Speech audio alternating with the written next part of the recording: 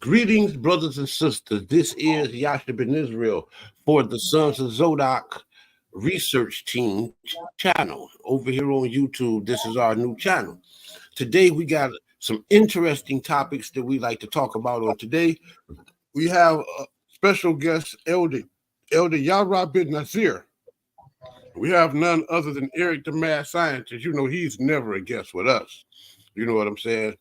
So we're going to get this show cracking. And we're going to go ahead and allow the brothers to introduce themselves, and then we're going to go along with the dialogue. We have a very, very good show in store for you all today. We're going to talk about why did JJ denounce Yahweh, and we're going to go in more on the ISUPK. We're going to be talking about today specifically the book of Yasha. And we're going to zone in on some of the teachings of Esau. I see on the new channel we have one viewer in watching us already. Man, that's very good for a brand new channel. So we're off to a brand new start. Elder Yarah, introduce yourself. Let us know what you got going on over there. Put your cash app. We're going to do a donation for Brother Yarah over here. Put your cash app in the chat so I can put it up on the screen. Okay. Yeah, I'll do that. Shalom, peace and blessings to you, man. Peace and blessings to the panel. First, giving all praises to the God of Abraham, Isaac, and Jacob, to our ancestors, to Yishrael, Mashiach, showed us how to walk out the Torah circumspectly as he lived and moved on the earth as a historical figure. And so what we want to do is just talk a little bit about the lineage of Esau, sort of debunk some of the things that we hear coming out of most of One West doctrine teaching. So we really want to come against that, and some of the other groups that are splinter off from that sort of goes into this argument that Esau is the white man. And so we want to talk about that in a historical context from the scriptures and other extant sources outside of that. So I appreciate Brother Yasha having me come on and talk about this. We've had this discussion before, so he thought I'll be good for the show on this evening. So check us out at the Elder Yarah Project on YouTube or the New Torah Movement. And you can join our congregation. We are gearing up in Detroit. We are in Flint, Michigan. We're in Saginaw. We have congregations headed up in Jacksonville, Florida, and the surrounding areas as well. And so please feel free to come and check us out. We have New Torah Movement foundational classes every week. Actually, we'll be going in on Monday, tomorrow, Lord's will, at 7:30 p.m. It is closed to the public, but you can get in.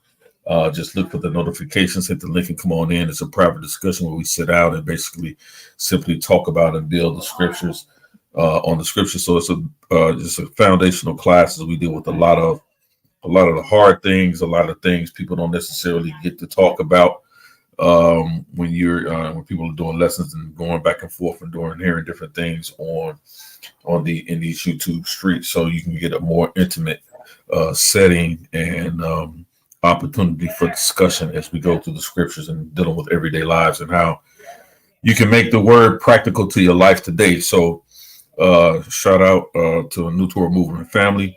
So definitely check us out at the New Torah Movement or the Elder Yarah Project.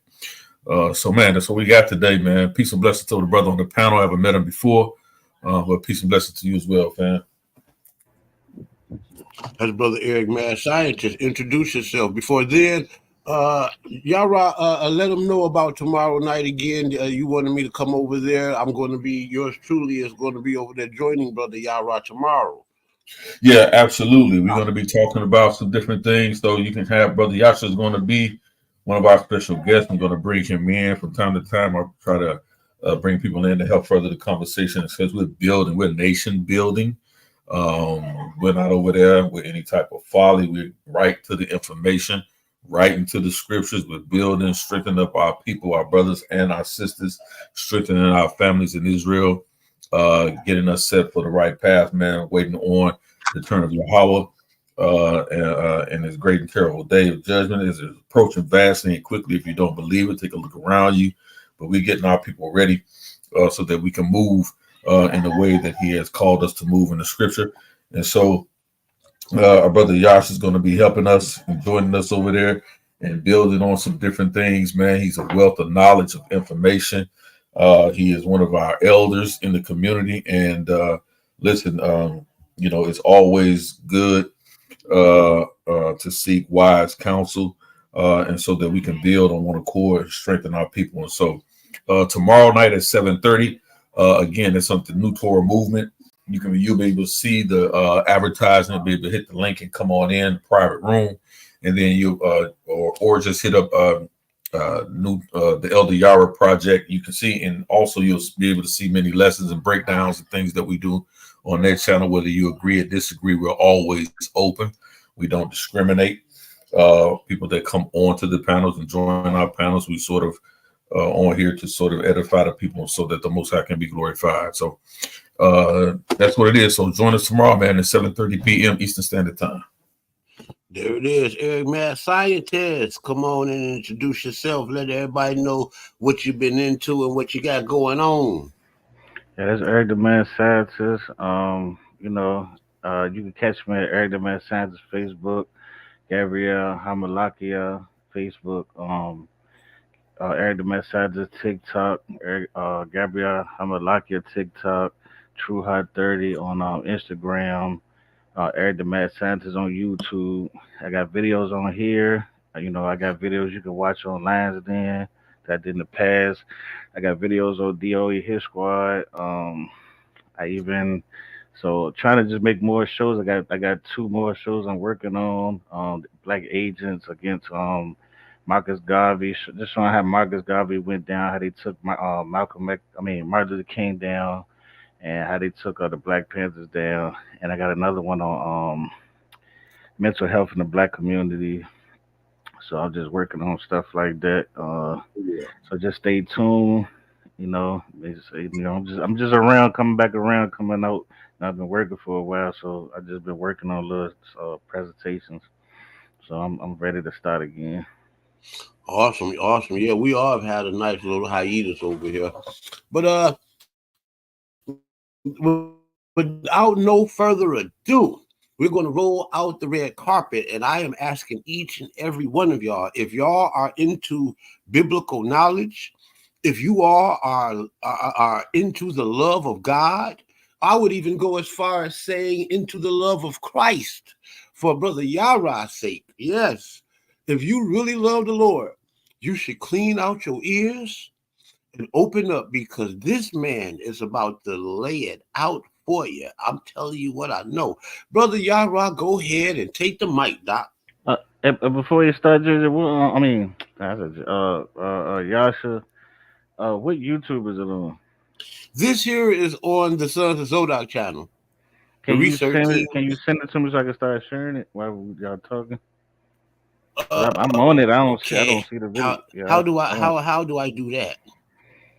Cause I'm on it. I don't see the video. That's wrong. How do we send it?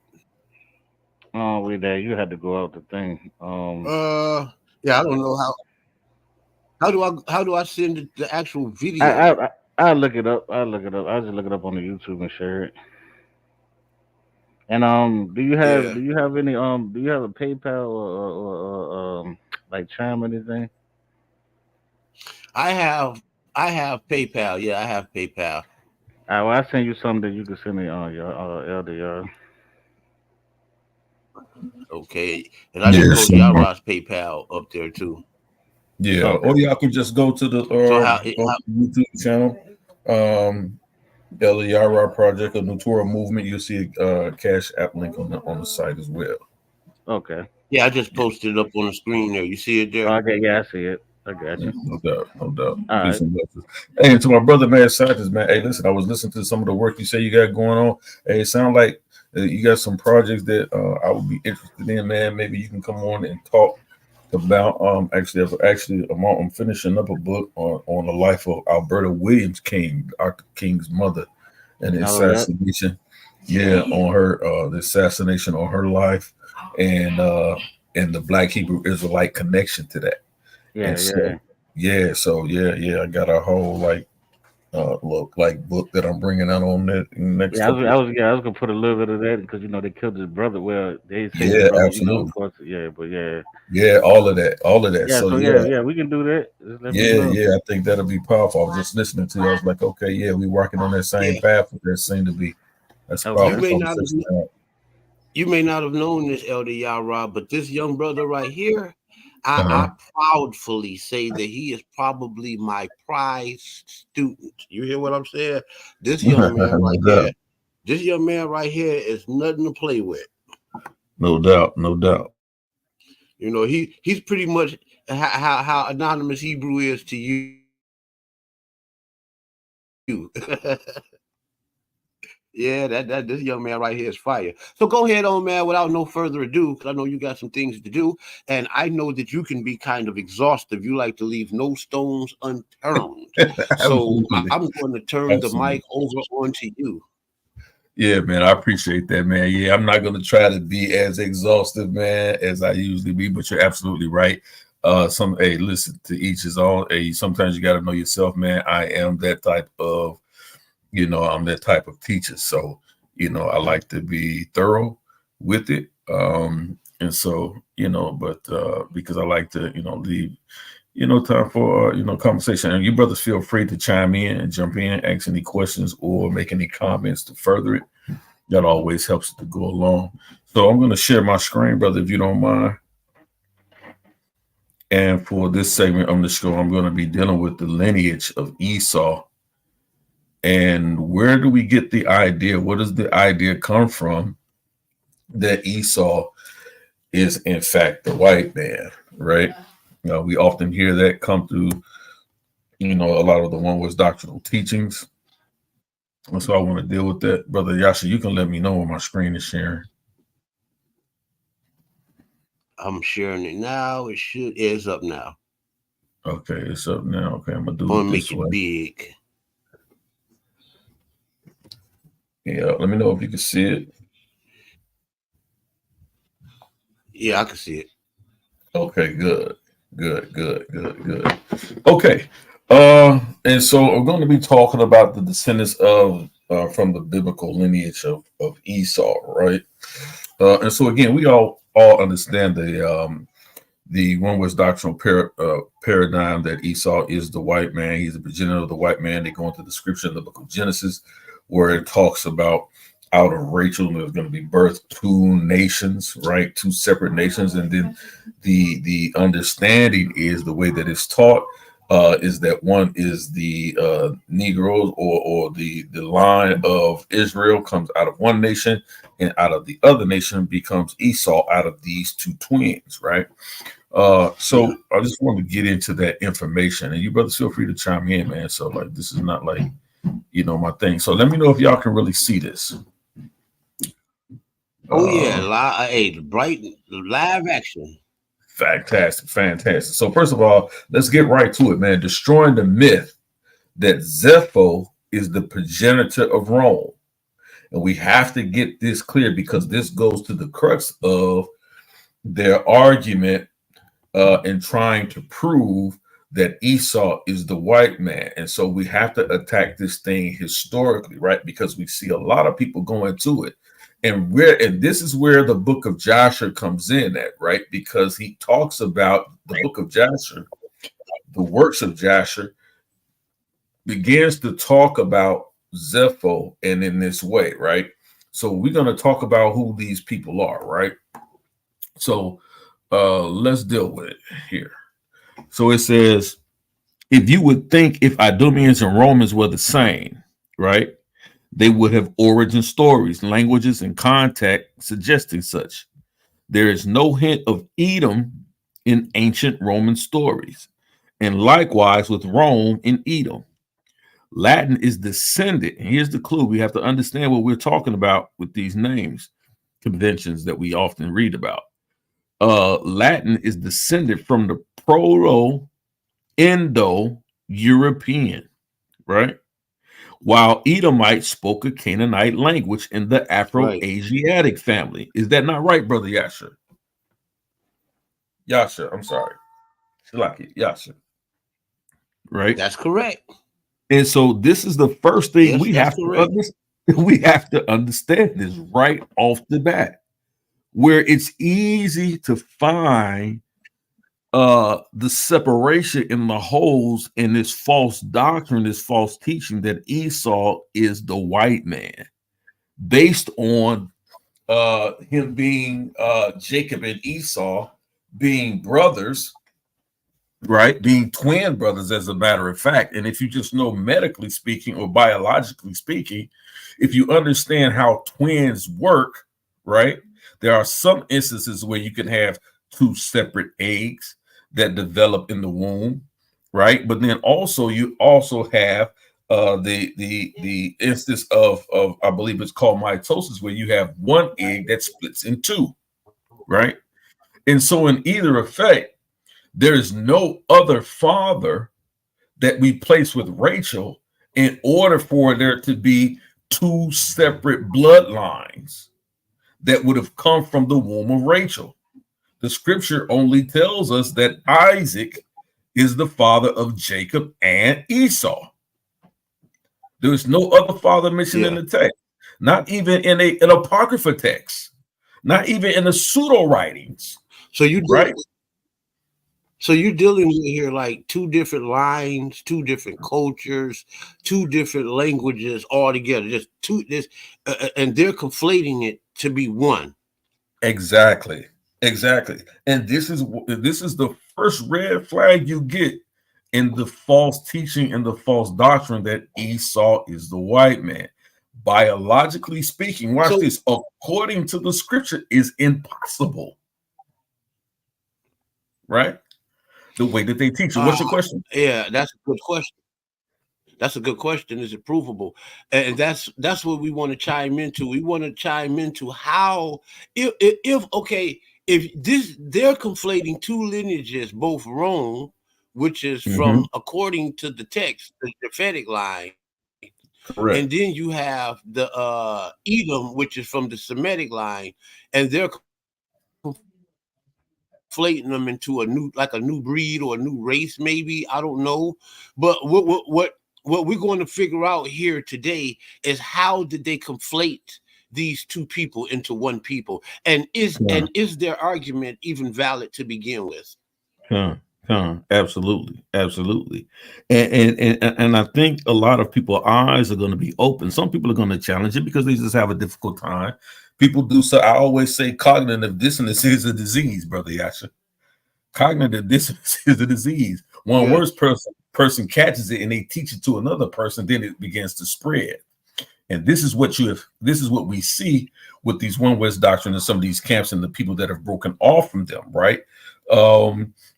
This cognitive dissonance that won't allow you to actually see factual evidence, credible evidence, things that can be tested and proven, right?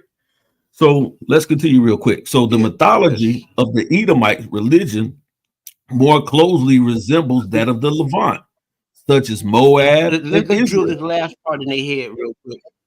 Go ahead. Right there. Yep. I'll finna focus on that part right there. Go ahead. Yep. Than that of Europe, while Roman mythology more closely resembles that of Greece and the Etruscans. Right. Another point. Let me read. Let me go back. In contrast, the Carthaginian Empire in North Africa started out from colonialists from Phoenicia, right? Which is where we would get Canaan land, right?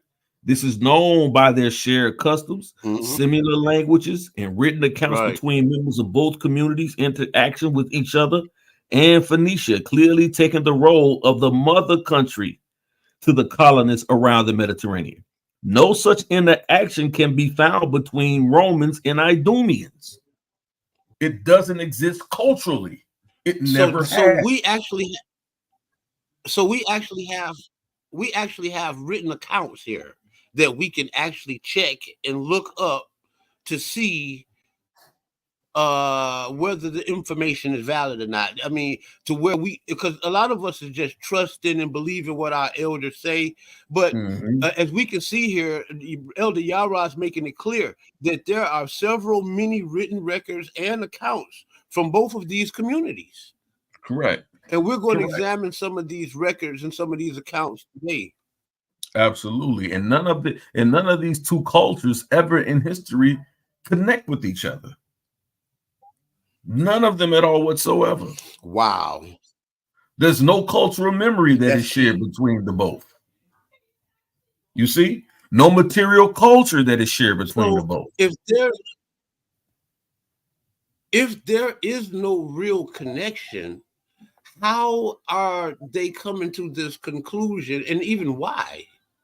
Yeah, that's the good part, and we're going to get to that. That's the icing on the cake. That's the part that's going to blow your mind, where all of this false doctrine comes from. I'm going to tell you who started it. It came out of the commandment keepers. It came from the commandment keepers, right? And from the commandment keepers down to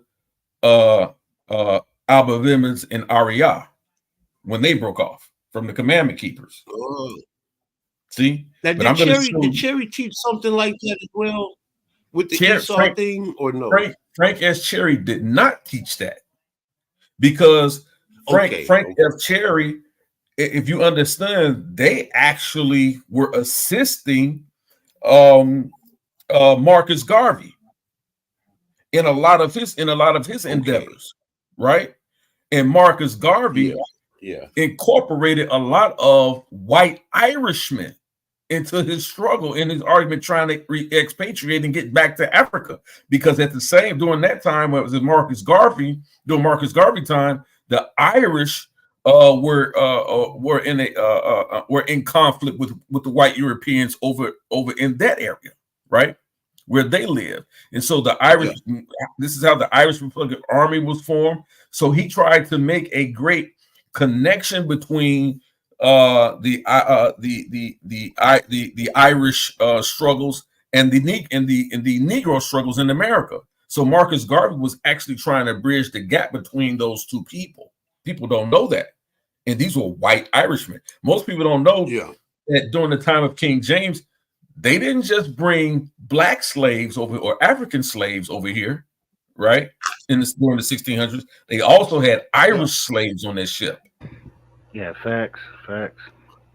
Am I right about it? You have scholars like Clyde Winters, who said that those black slaves were the slaves in which Jamestown was named after, and that they were the actual nobility of the Stuarts, the actual nobility, the black nobles. Yeah, absolutely. If you study of Ireland and England. Yeah, you're absolutely right. If you study, there's a written work called the memoirs of John Mackey or John McKee. I think it's either Mackey and McKee, John Mackey and McKee. And in his writing, it's basically his diary. His memoirs is basically his diary. John Mackey was a double agent. He was a double agent. He worked for the wife of King James, right? I believe it was. He worked for the wife. No, actually, was it King James? Yeah, the wife of King James, and also those I believe in the those that they were going to war with in the 1600s. But anyway, in his memoirs, what he writes is he talks about the black nobility, right? He talks about the black nobility of those in those areas, like you call like Nottingham over there in Great Britain, Nottingham and Edinburgh, and Westminster, and Downing over there in England. He talks about the black nobility, not dark-skinned white people that some people like to claim he's saying. He describes them as black African people, right? And he talks about that their nobility and their high rankings in power. They have the high-ranking political positions that they held. And so because he was a double agent, he sort of gave a physical description of all of these people. He even called King James's, and y'all have to check my mind is a little foggy. He even called King James's son. He talked about how they were black. And see that term steward? That term steward over them was equal to a black family. So if you were a part of the descendants of the stewards, you were of that black nobility. The issue is that they were mulattoes. A lot of them were mixed. So some of them looked white, like Queen Charlotte. She could pass, as they used to say in the South, but she had African descent. Yeah, you see, I saw a lot of the records. Those records describe a lot of them as a swarthy, and some even as black. Yeah, and see, that's the thing. See, there's a distinction between those who are called swarthy. See, those who are called swarthy are those who are more a darker complexion. Italian or white, like the Sicilian, which we know that they had African blood in them, because when Hannibal and the Carthaginians went over into the lower parts of Italy during the Punic War, how they ran those white Italians up out of there, and they mixed with the women in that land, and what they call Sicily today, right? Those Sicilians today that remain today are part African. Yeah, because in the mafia they don't accept Sicilians because they're not all fully Italian. That's correct. That's correct, and that's been during the time since the Punic Wars. And so a lot of those people with that came with that dark complexion, those who they were referring to during that time as swarthy, right? But if you do some study, Benjamin Franklin talks about when he first. Go ahead. No, I was going to say Benjamin Franklin. In this. Go ahead, Yasha. You got it. Go ahead. No, go ahead. You got it. I'm saying in this study here, it's funny that he talked about he brought up the mafia and he piggyback off of you with the Italian thing, and we're going off into these lineages. This Yasha actually breaks down that. Yes, it does. Because it actually tells you about how these blacks came up into Rome and these wars and these constant back and forth battles, and this is that Moorish, how the Moors pretty much conquered Rome. This story is recorded right here in this Zepho story. Yeah, it does. It gets into that, and so that's why I always say, even with the Book of Yasha, you have to understand the reason why they're able to go that deep in the lineage is because of the time that it was actually written. This Book of Yasha. So the Book of Yasha that we have today is not the original Book of Yasha. The Book of Yasha that we read today is the stories that were brought down, but it was written. Now you said earlier today, I think it was like 3 of them. It's like 3 different books. Yeah, they're about 3 different. Yeah, you have a Book of Yasha, then you have a pseudo Yasha, and then there's another one. I can't remember the name of it. There's another form of Yasha that came later after those 2. So we'll see them going into a lot of deep, much deeper history as far as the lineages are concerned. But what we know is for a fact is that we can trace the lineages from Esau when we're talking about Esau and Jacob. When we're talking about Esau and Jacob from the biblical narrative, we can go through the scriptures and actually follow it, right? We can actually go to what we have in the Torah and the Tanakh and really follow it, right? We even without the Book of Yasha, but we can actually really start here, and that's what we get ready to go into now. And I wanted to share the scriptures on this too. So it says, according to the Bible, when I say Bible, I'm talking about the Hebrew Bible, right, or the Tanakh, right? It says, note, Zepho is an Edomite, right? And it also explains why Edomites have Canaanite genetics. This is what I'm trying to tell y'all right now. They're Edomites at the end of the day, right? So in Genesis chapter 36, verses 1 through 2, verses 5 through 6, verses 8, and verses 11, if you can just go right to the KJV and follow me, you're going to see these things. It says, now these are the generations of Esau, who is Edom. It says Edom Esau took his wives of the daughters of Canaan, and Libomah bare Yaush and Jalem and Korah. These are the sons of Esau, which were born unto him in the land of Canaan. And Esau took his wives and his sons and his daughters and all the persons of his house and his cattle and all his beasts and all his sustenance which he had got in the land of Canaan, and went into the country from the face of his brother Jacob. Thus dwelt Esau in Mount Seir. Esau is Edom. Now let me tell you the importance of Mount Seir. Right? Mount Seir was known Is that the for Caucasus Mountains? that's in that. It's in that area. It sort Yeah, of runs into that. But the most notable thing about Mount Seir is that the earth itself was of a reddish clay. Right? It was a reddish clay. It was like sort of a reddish land as you looked upon it. Right? The actual soil itself. Right? And so now remember the connection to Esau is always this color red. It's always this color red, right? Which in some translations, the word Adam or Adam also equals to this same color red, basically talking about the brown reddish tones or the reddish tones of the earth. So you have to understand what this is saying here, but make no mistake about it. The scripture in the book of Genesis, chapter 36, tells us that Esau was not of a different lineage from his brother Jacob. He was not.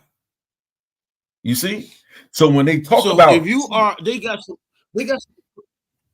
there's some discrepancies in their teaching there. Like when they talk about Esau, the father, they say that you are what your father is, right? But if Esau and Edom father were blacks, they were Israelites, they were Semitic.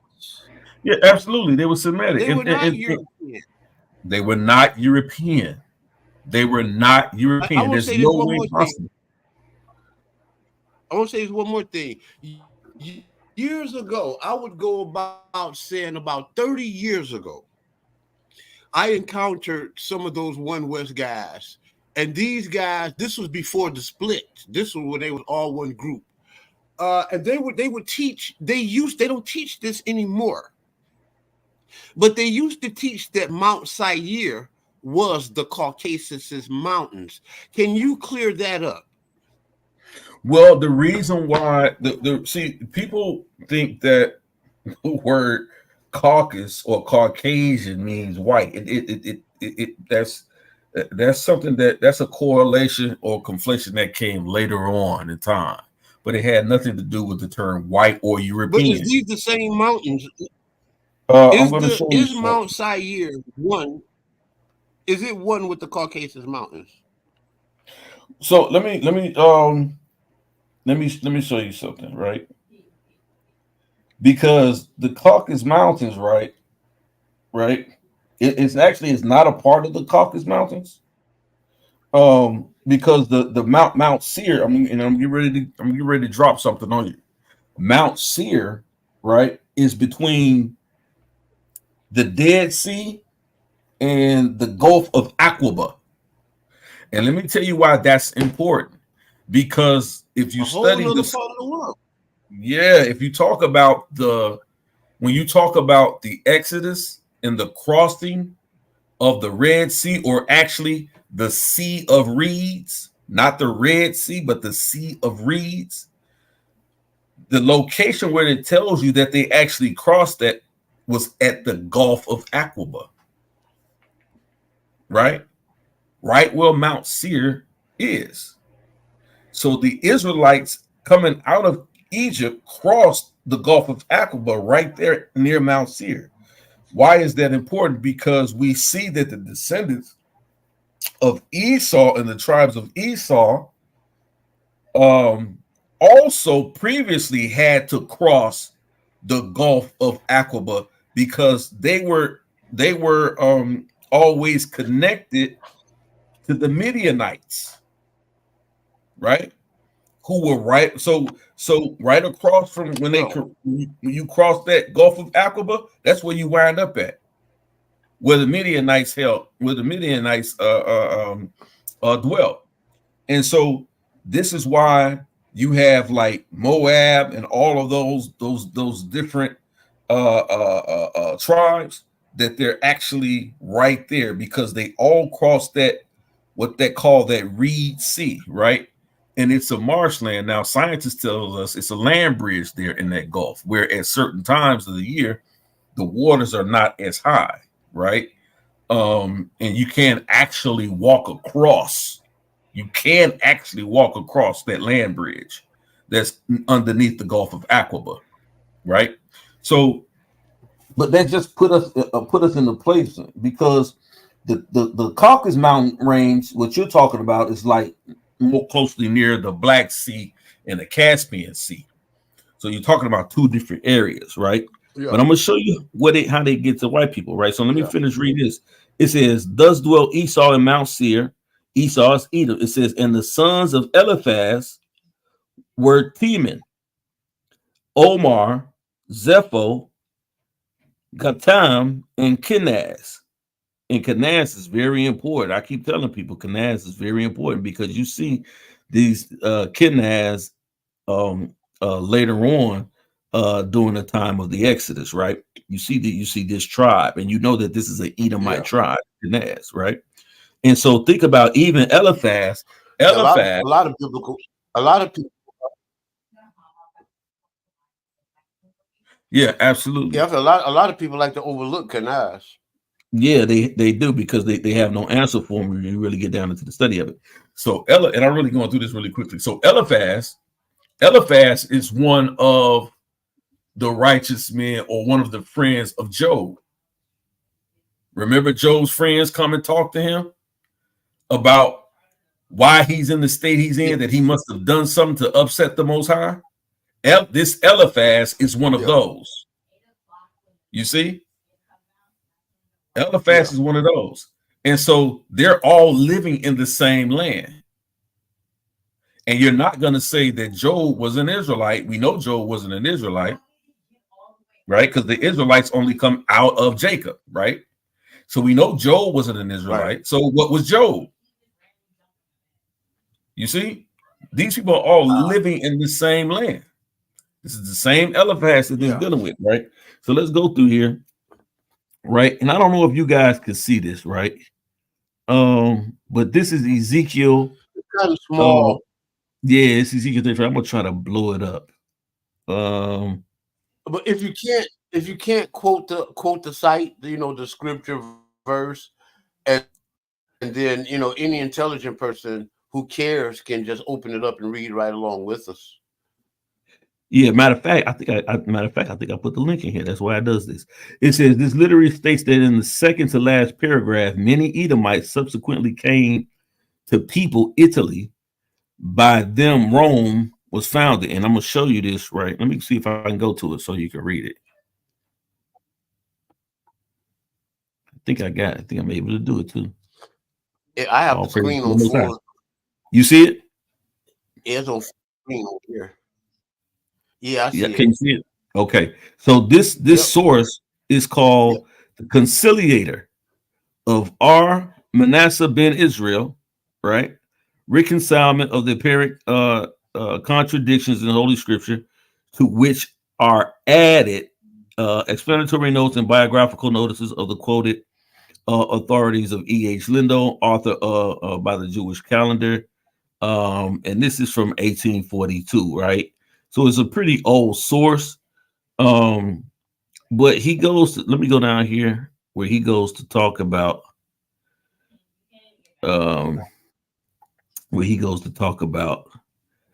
Ezekiel in the book of Ezekiel 35, where he starts to break this out.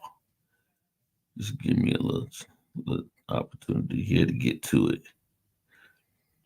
I'm glad I had that link in that source. Like I said, it's been so long since I opened this up. Let me get down to how many pages this thing got.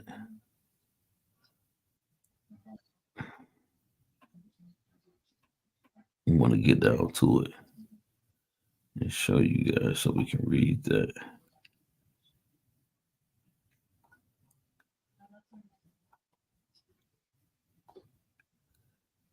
This is Joshua. I think we're getting close to it now. Joshua Judges.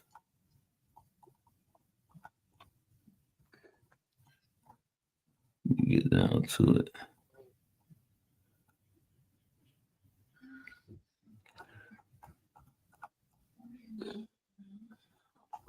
Yeah, almost got to go down here all the way. All the way down, all the way down, all the way down. Okay, this Kings. Yeah, let me see if I can pull it down like this. Okay, cool. I can't pull it down like that. Yeah, I see it's a pretty big document. Hold on, let me get to it.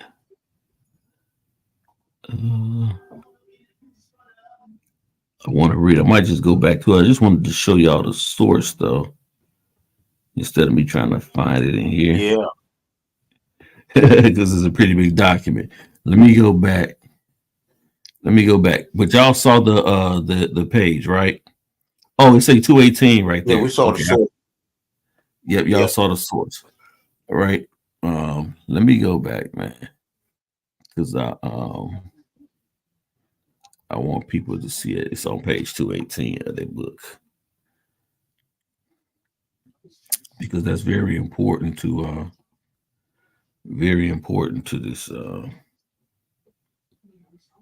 this conversation. So just bear with me.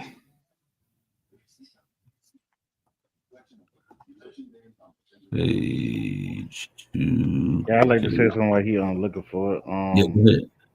Yeah, because they that's why in science we were talking about the mountains. That's why in science they were saying that the gene that created the white skin came from basically northern Europe, and basically like just like humans, right? When we have something, it becomes a part of our gene. So when they had to adapt in a certain area, this is what they teach, and it gives them this thing called the OCA gene. This OCA gene is brought all the way down to Africa. Africa is the number one place that has this OCA gene, and they have the most albinos out of anybody. And to a point where they actually, some of the tribes actually kill Wow. albinos to where they got a place called Albino Island, to where they're hiding a lot of these albinos because in some tribes they think they are magical beings, so That's right. they think a part of their body is magical. That's So right. so So when we was talking about the OCA gene is common in our what we call Europeans today. yeah, it's seven OHCA genes. One creates white light skin, one creates blue eyes, one creates green eyes, one creates red hair, one Mm-hmm. creates they create different ones. So when they came from the northern to southern Europe, they would have darker skin. When they went there, they mixed in with them. So or they Mm-hmm. mixed in with other areas. So say of people that had the OCA gene that had the blue eyes, they mixed in, say they mixed in with people with blonde hair. Now you got a child with blonde hair, blue eyes. Now you got Mm-hmm. people with green eyes, Yeah. red hair. These are all genes, and the only with like Esau, and that's why when I was going against the Esau thing, because it didn't make sense, because it was like if you understand genetics and you understand a little bit of it, you will Mm-hmm. know that Esau couldn't come out white. He had to Sure. have that. He had to have that gene in him, and he still wouldn't have came out white. He would have came out albino. You know what I'm Facts. saying? So it's like that's why I try to hit them with that, because the only thing they could try to do is make it what we call spooky. They make it seem like, oh, God just made these people white, Sure. and God is the greatest scientist. That's what I believe. So I mean, just for him making the human body is the greatest thing ever. We are the greatest thing ever. We just go through a process that it becomes normal to us. Like look how great birth is, and people don't understand how great birth is. Just to put a seed in you and to grow inside your belly and you can produce another human is an amazing thing. But we do it so much that it becomes nonchalant to us now. But yeah, basically that's just what it is. That if they understood the OCA gene and they understood how they actually got into this complexion and the eyes, and all this comes from adapting to an area that was cold in the mountains for years and years and years. So they had to adapt. You know, some people say mutation, but it was actually more adaptation. That their eyes had to turn different colors because they had less UV light. The food they had to eat, the area they in, to where they got this gene. Now if you say mutated because of the gene was actually created because of that. So when they left out of there, now it's defective because most area everywhere else is hot. So that gene wasn't for a hot area. You know what I mean? That's why like a lot of albinos, when you see the albinos, they have a lot of defects with them. Like they barely can see. You know, they're not good in the sun because they're not really built in that area from that gene. And there's another thing with the when they tried to conflate Mount Sayer to being the Caucasus Mountains. One of the things that they did, now that you're going off into genetics, since we have discovered that the Caucasus Mountains was not Mount Sayer, what they have done was did their research and tried to go off and say that like Neanderthals. What was the name of that group of Neanderthal people? What is it? The Horton. What's the name of those peoples? The The horror Horites. They were. yeah, they way off on that. That's Yeah, horrible. they were trying to use the Horite thing, they try to say Horites were white and this and that. But when you go back and really look at a lot of the historical information that the African American scholars, which were highly credible, have done, they have found that the ancient Neanderthals and Cro-Magnons and all of those people were a black man, and in evidence we can use like the Cheddar Man from England. When you look Yeah. at all of the Mhm. evidence, he was a dark skinned man. But Yeah, with blue you eyes. see the color they had his eyes too. Yeah, Yeah, that's yeah, what I those mean. blue eyes. So Yeah. his genes connect with another people that may have that white gene in them. Now you got a certain type, like, because do you know two mixed people, right? Two biracial people that has straight hair that has the OC2 gene can actually produce an identical European, meaning a blonde hair, blue eyed white Hmm. baby, if they have Hmm. these genes in them. You see what I'm Hmm. saying? So it's like the white people is what they said. They didn't just come out the blue. They actually came, and it became a lot of stuff that had to happen for them to get like that. So that's why when they say modern white people, Europeans, is not that old, because they talking about the modern when everything got together and the European we see today. Hmm. Hmm. That's a fact. And that's Now why I was even watching on the Sinetta show. I saw on the Sinetta show the other day, and they were talking about this, and I think it was brother what was his name, Judah Nash. They asked him, did he believe that the Esau was the white man, and he said, yeah.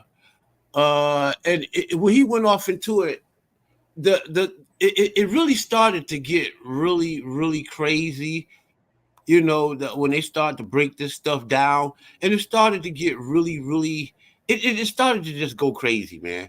I forgot what I was fixing to say because I got like 1,000 ideas rolling through my mind at once. But when it comes Yeah, back to me, I'll I bring it think he back up. yeah, I think he found the thing. So yeah, we'll let him head to the.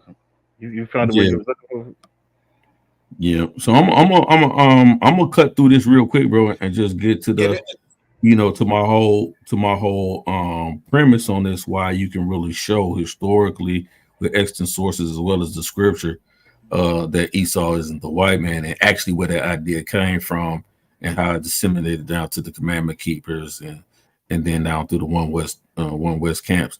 So right here in that book I just showed here on page 218, it talks about, it says the Edomites. Can y'all see the screen? I just want to make sure. for? It says the Edomites, the descendants of yeah, Magdiel, yeah. one of the dukes of Esau, who is Edom, and therefore, after great consideration, say on Isaac's blessing to Esau, behold, thy residence shall be of the fatness of the earth, that it was Italy. The Talmud confirms it. Isaiah, when treating on the destruction of Basra, says, "For the Lord hath a sacrifice in Basra, and a great slaughter in the land of Edom." They explain for Italy and Rome. The ancients adopt this same interpretation, and the streams therefore shall be turned into pitch. They understand to be the Tiber that runs through Rome. They also explain the verse, "And he shall stretch out upon it a line of confusion and stones of emptiness," to allude to that city. In Procure of R. Eleazar, in the same matter is explained, "Who is this that cometh from Edom with dyed garments from Basra?" Finally, our Moses of Gerona, our Nithim, our David Kimichi, Rashi, and all commentators, modern or ancient, follow the same explanation. Therefore, Don Isaac Arbanel properly argue on the verse, "Here nobles and no kingdom is there, because the head of Rome has not the title of king. In that court are many nobles, the cardinals."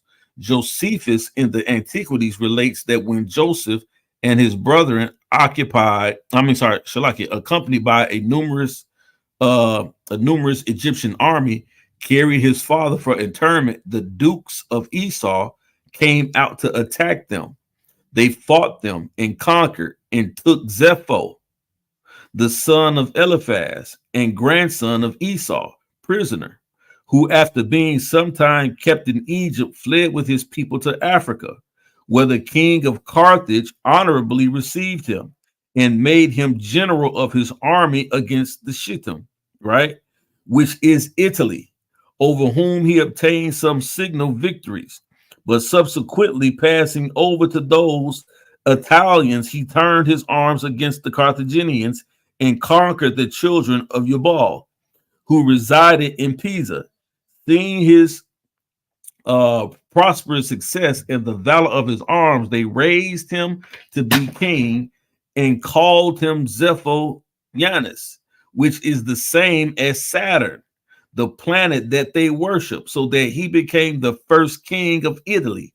So the first king of Italy, they're saying is Zepho, this Edomite, right? He says the planet then they worship, so they became the first king of Italy. His descendants subsequently built cities until the empire devolved on Duke Magdiel, mentioned in Genesis. It was who built Rome, previous to Romulus, surrounding it with walls. These are the words of that prince of historians, Josephus, from which it is seen that the descendants of Esau, who is Edom, reigned in Shittim, which we know which was Rome, right? Which is Italy. From the fame of this king, many Edomites subsequently came to people Italy. By them was Rome founded. So Rome was founded by Edomites, but not these Europeans. You see, these are straight descendants of Esau. Mm-hmm. It says not as Salutis says, by the Trojans. See, now the Trojans is another completely different culture, not connected to Esau. He says Salutis is incorrect when he says the Trojans founded Rome. Now, my question for clarity is that this here, what we're reading, is not like biblical, or it's not like Yasha or the Chronicles of Jeremiel. This is another extra biblical work, right? Yeah, this is another extra biblical work that deals with the actual lineage and breakdown of how Rome was founded. But this leads to why people were saying or began to say in the biblical narrative in the scriptures later on, when you get to Jeremiah the prophet, where people start to begin to think that Esau is that when it talks about Esau is Rome, but it's not the white man. You see? Because they show you the discrepancy right here. It's not the Trojans didn't found Rome. So Jeremiah is correct when he's talking about, when he's alluding to Rome being Esau or descendants of Esau. Jeremiah is correct with this. He lines up with his history right here. But the problem comes in later on, and I'm going to show y'all after I finish reading this. I'm just going to cut right to it and show y'all where the idea that Rome was these white Europeans, right? Was these white Europeans. So let me read this a little bit right here, and I'm almost finished. It says, not as Saluda says. Now, when you say Rome is these white Europeans, are you saying a Rome as in Edom or Rome as in Kittim? Rome as in Kittim, right? Because what happened here is, if you're reading, if you're following this, Zepho, right, the son of Eliphaz, Zepho is taken as prisoner, right? But what has happened is somehow he rises to power in the land which we call Italy today.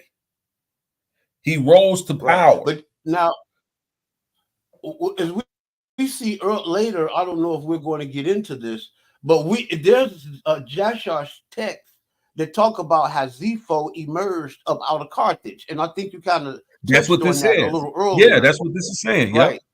That's what this says So right here. He says, if he emerged up out of Carthage and had fights and battles with the Egyptians, then went to Rome, it is feasible for us, or even safe for us to say that the evidence suggests that Zepho was black. Absolutely. 1000% is what this is telling us. This is 1000%. That's what this is telling us, right? Because he emerged up out of the land of the blacks. Absolutely. Into Kittim. Absolutely. That's exactly what this information is telling us, just as the book of Yasha says, right? Just as the scripture alludes to, just as Jeremiah prophesies about. See, this lineage is not the modern white man, or his nor his descendants, right? And so now I'm confused with their argument here, though. Is their argument that this black Zepho went into a white Rome, they made it and became white, or was Esau the original white man that went into a black Japhethite Rome? Esau was never white. No, at this time Esau was never white. Esau was never white.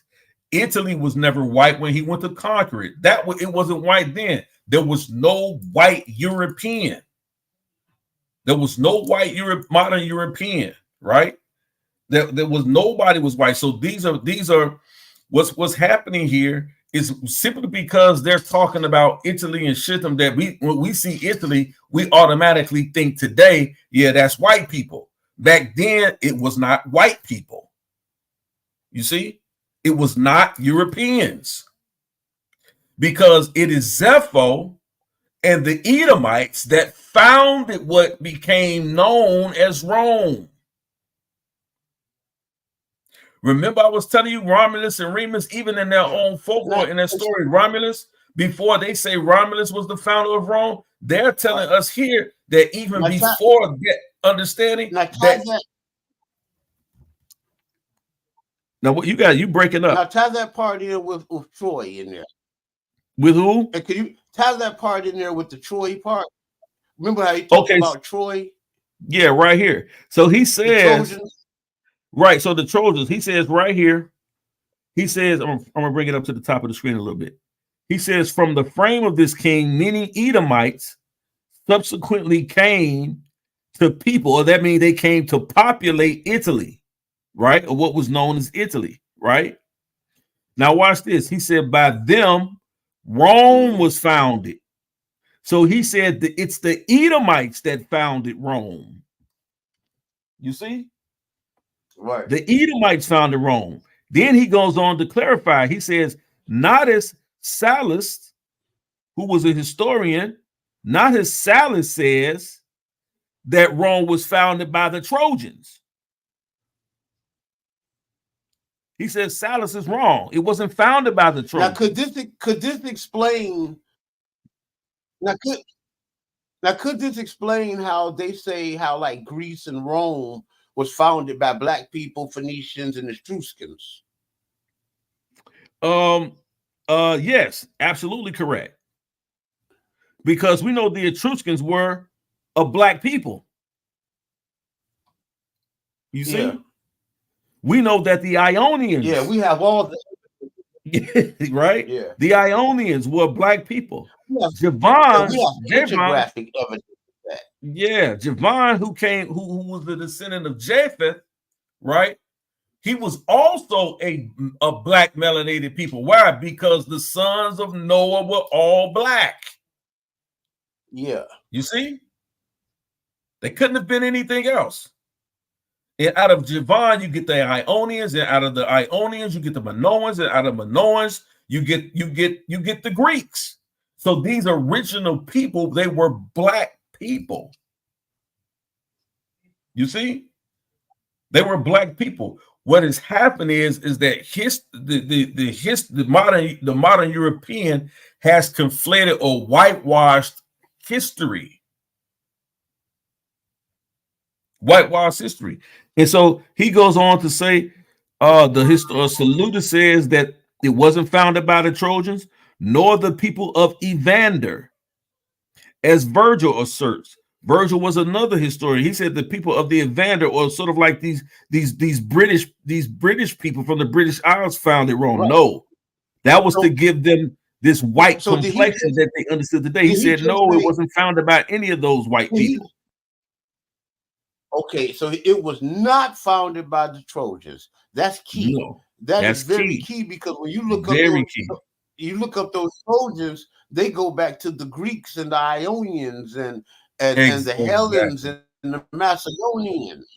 Exactly. And you know why the Trojans understanding that it wasn't founded by the Trojans is so important? Because it's the Trojans who built the city of Troy, right? The Trojans built the city of Troy. It is in the city of Troy is where in the 1940s the German archaeologists went in there and they discovered the city of Troy, which everybody didn't believe was a real place. But he found the city of Troy. And what did they find there? They found the first Sanskrit writings in the city of Troy. And these Germans in the 1940s. And so these Germans tried to acculturate it and take it and turn that and said, hey, look, here's a language nobody ever heard or saw or was able to read before. So they tried to take that in the 1940s, these Germans, because they discovered the city of Troy, they tried to say that that's where the white Aryan race came from. They tried to usurp the city of Troy and what they found in the city of Troy as the superior race. You see? And so this is where Aryanism come in at. And guess what was the major symbol and carving that they found when they dug up the city of Troy? Guess what we call it? They called it a circle. But you know what we know what they called it in the 1940s? They called it a swastika. Kirk. Yes. Ah, swastika. Yeah, they called it a swastika. Those Germans. They called it a swastika. So that swastika symbol that you see, that the Germans, those that cross with the arms on them, right?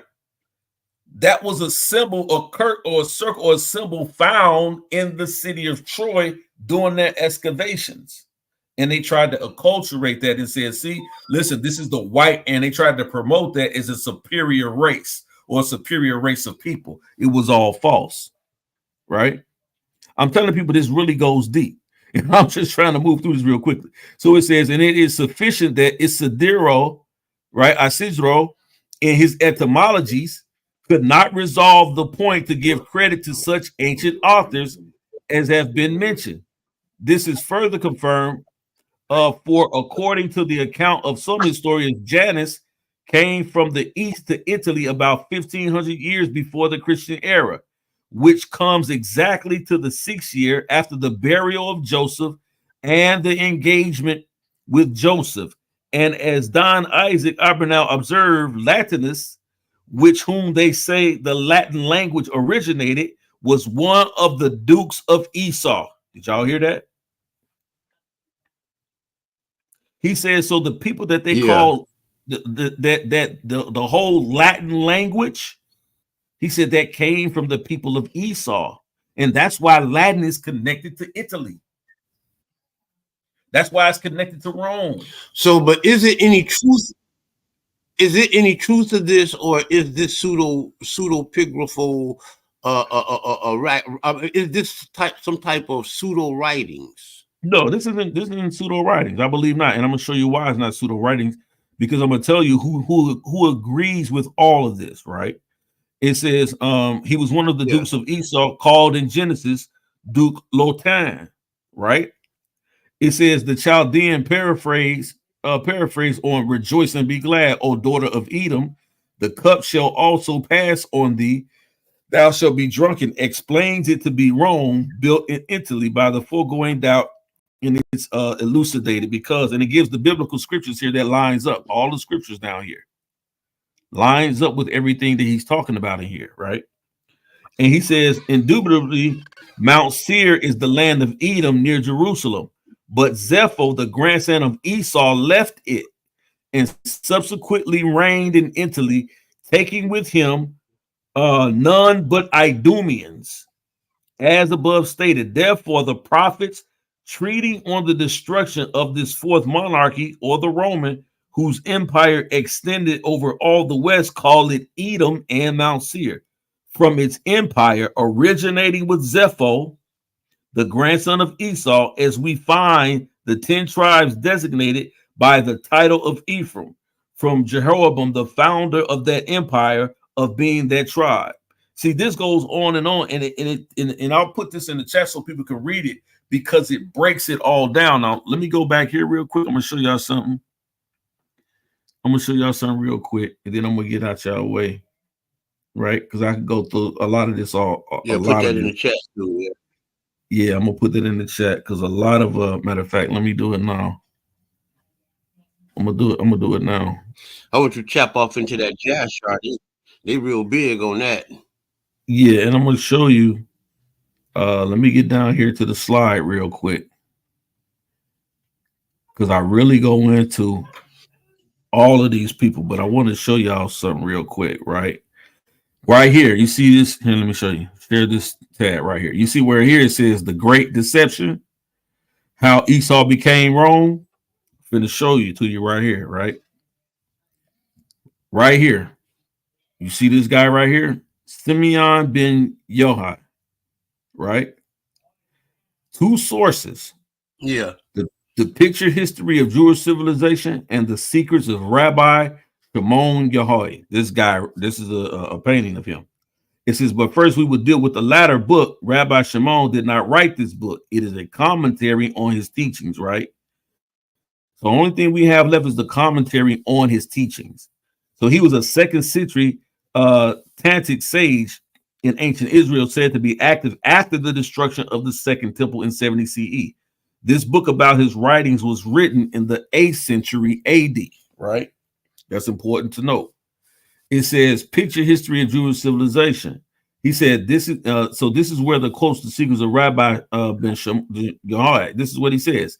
And when he saw that the kingdom of the sons of Ishmael would eventually spread throughout the world, Simeon ben Yochai wept and said, Lord of the universe, it is not enough for your sons what the evil kingdom of Edom or Rome did to them, that thus must also send the kingdom of Ishmael against us. Watch this.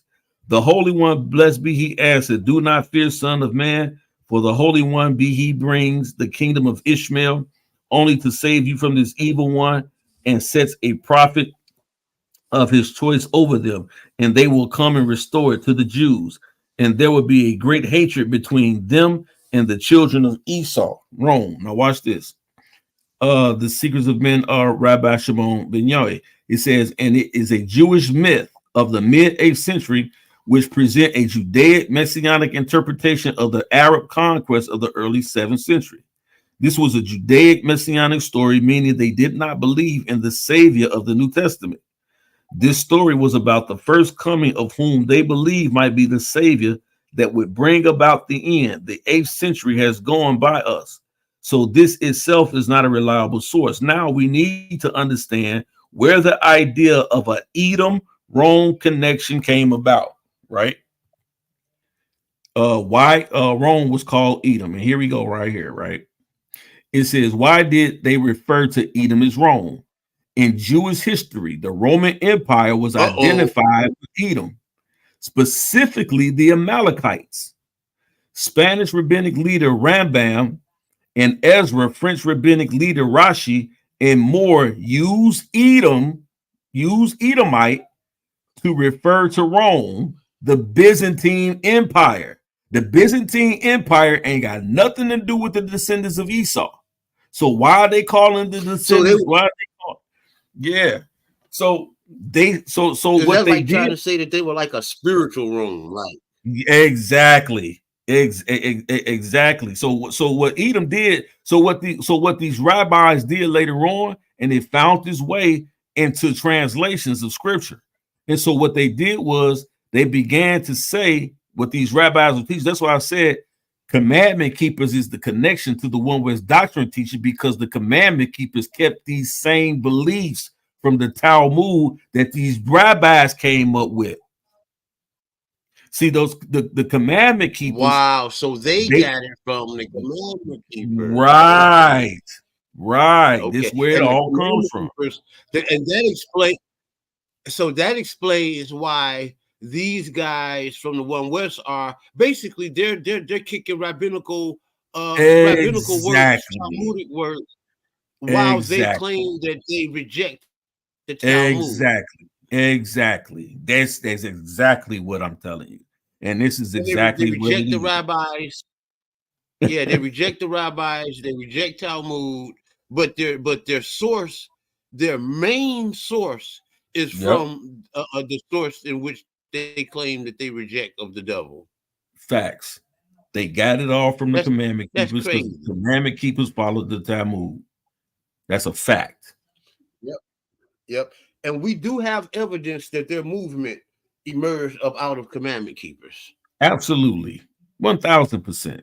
1,000%. Nobody argues against that. Right? And so this is what they did. It says they began to refer to the Byzantine Empire as Edom, but there's no lineage or bloodline connection from the Byzantine Empire to the Edomites that descended from Esau, the brother of Jacob. There's no bloodline connection there. So when they say Esau is the white man, the only reason why they're saying that is because of rabbinical teachings. Yeah. He's not a bloodline descendant. Because this is what they're arguing against. This Byzantine Empire. These are where your modern Europeans came or was made up of your what we would call your modern Europeans today, or the Catholic Church today, or the Pope, or these Babylonian Talmudic priests. All of them. You just showed something just in the slide just right before this one, right? They talked about how this was a Jewish, right, rabbinical Jewish messianic work, right? But they were not Christian messiahs, meaning that they were not talking about Jesus, right? Facts. One West is a messianic Jesus people, which means that there is no reason for them to be attaching themselves to this material whatsoever. Hey, listen. They weren't always a Jesus people. Coming out of the commandment, they weren't always a Jesus people. That didn't really come in until what's his name? Arya, yes. Arya, because I think it was the 7 heads, and they they didn't believe Jesus was the king. They was out there they was kind of closer to David, and Arya came and said that he found out that Jesus was the king of Israel, and that's how he split away from him. Right. Thank you, my brother.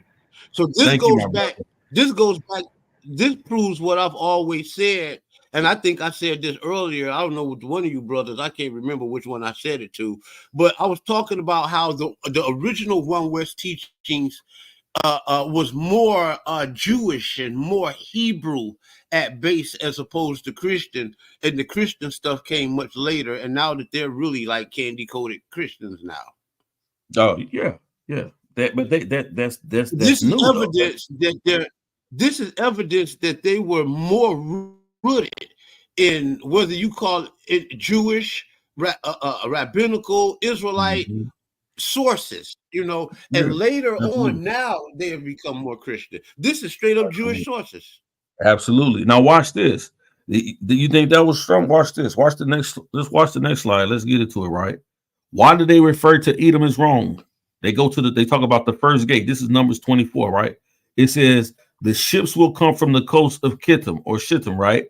I have just said that the Kittim are Romans. We find Kittim to be one of the children of Javan, the ancestors of the Greeks. Now, Kittim, however, became the head of the large family, which eventually became the separate nation name for Kittim, their ancestors. Thus, we have found in the Torah Moshe, peace be upon him, a clear promise of the future redemption which is to come upon us. Watch this. That's the first gate. Now, the third gate, we who rely on the opinion of our rabbis of blessed memory believe that we are presently in the exile of Edom in Rome, and that we shall have no respite from it until the coming of the Messiah. Their first coming of the Messiah, not the true second coming, as he had already come before that point. The Edomites, the nation around Mount Seir, descended from Esau, who was the first to mistakenly follow after the man who claimed that he was the Messiah. They also described Elohimliness to him, right? Watch this. When they came to the land of Italy, their error spread to the nearby city of Rome. There in the days of Constantine, who ruled over Rome, the council under the authority of the bishop of the city of Rome determined their belief in him and established it as the religion of the empire. This, above all else, is the main cause and reason that Rome and Esau are considered as one kingdom, although they are different nations. In spite of that difference, they are related because of their uniformity of belief, which makes them one people and one nation, not by blood, but by belief. This is what the So rabbis are saying. which is pretty much close to saying that they were spiritual Rome as opposed Yes, to genetic Rome. exactly. And then I'm going to show And you this one is more clear. person. This is Yeah, clear that it's the clear. rabbinical. Go ahead. This is clear that thus so far all of the rabbinical sources never even talked about a literal physical Edom Rome connection. Never. They tell you they made it up. Now here's the icing on the cake for me when it comes to this whole argument. Rabbi Akiva, right? The sage of the Talmud. And this work is by Barry W. Holtz. If anybody wants to look it up, fact check this information. Rabbi Akiva. This is the book right here. Rabbi Akiva, Sage of the Talmud, Barry W. Holtz, right? Jewish Lies. Watch this. Watch what he says. In the story of the Jewish people being a history of the Jewish people since Bible times, volume 1, Rabbi Akiva states that the Edomites are the Romans. Why, asks Turnus Rufus of Rabbi Akiva on a subsequent occasion, have we incurred the hatred of your God so that he says, I hate Esau? The Romans were said to be the descendants of Esau. There are a few things wrong with the idea that this proves Esau and the Romans are the same race. Firstly, just because there was an Edomite in Rome does not mean all Edomites are Romans. Secondly, Akiva was one of the reasons the Jews equated Esau with Rome, not based on fact, but false interpretation, as shown earlier. And we just read that. They were one in belief, not one in bloodline. Whatever the merits of these theories, in fact, remains that the earliest explicit testimony we possess of a Jewish authority who identified Esau with the Romans was Rabbi Akiva, who interpreted the scriptural verse. The voice is the voice of Jacob, but the hands are the hands of Esau. In the sense of the voice of Jacob cries out because of what was done to him by the hands of Esau. Rabbinic tradition understood this as a reference to the destruction by the Roman armies of Betar, the last Jewish stronghold in the uprising led by Simeon Bar Kokhba. Indeed, Rabbi Akiva was a supporter of that fierce and tragic rebellion that lasted from 132 to 135 CE, the last Jewish attempt to shake off the yoke of Roman oppression. In fact, it was probably Rabbi Akiva who was responsible for bestowing the epithet Bar Kokhba, meaning son of the star, upon the leader known previously as Bar Kokhba. After applying to him the verse, there shall come a star out of Jacob, and a scepter shall rise out of Israel, and Edom shall be a possession. From that point onwards, midrastic statements by Rabbi Akiva's disciples standardly assume that all mentions of Esau or Edom in the Bible are to be read as allusions to their own implacable enemy, the despised evil empire, when in Edom. This is by Eleazar Siegel, and that evil empire was Rome. So this is how they began to read it in 135 CE because of this rabbinical teaching. They know that the descendants of Esau. So the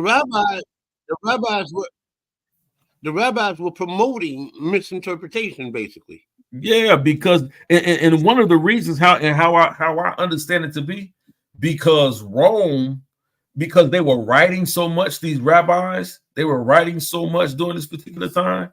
In order to write in a stealth manner, they didn't want the Romans to really know that they were referring to them directly, right? And to their followers and the other keepers. So they would use Esau as sort of like a code word for the Roman Empire. You see? And so this is how they began to refer to the Roman Empire as Esau. You see? Not by bloodline.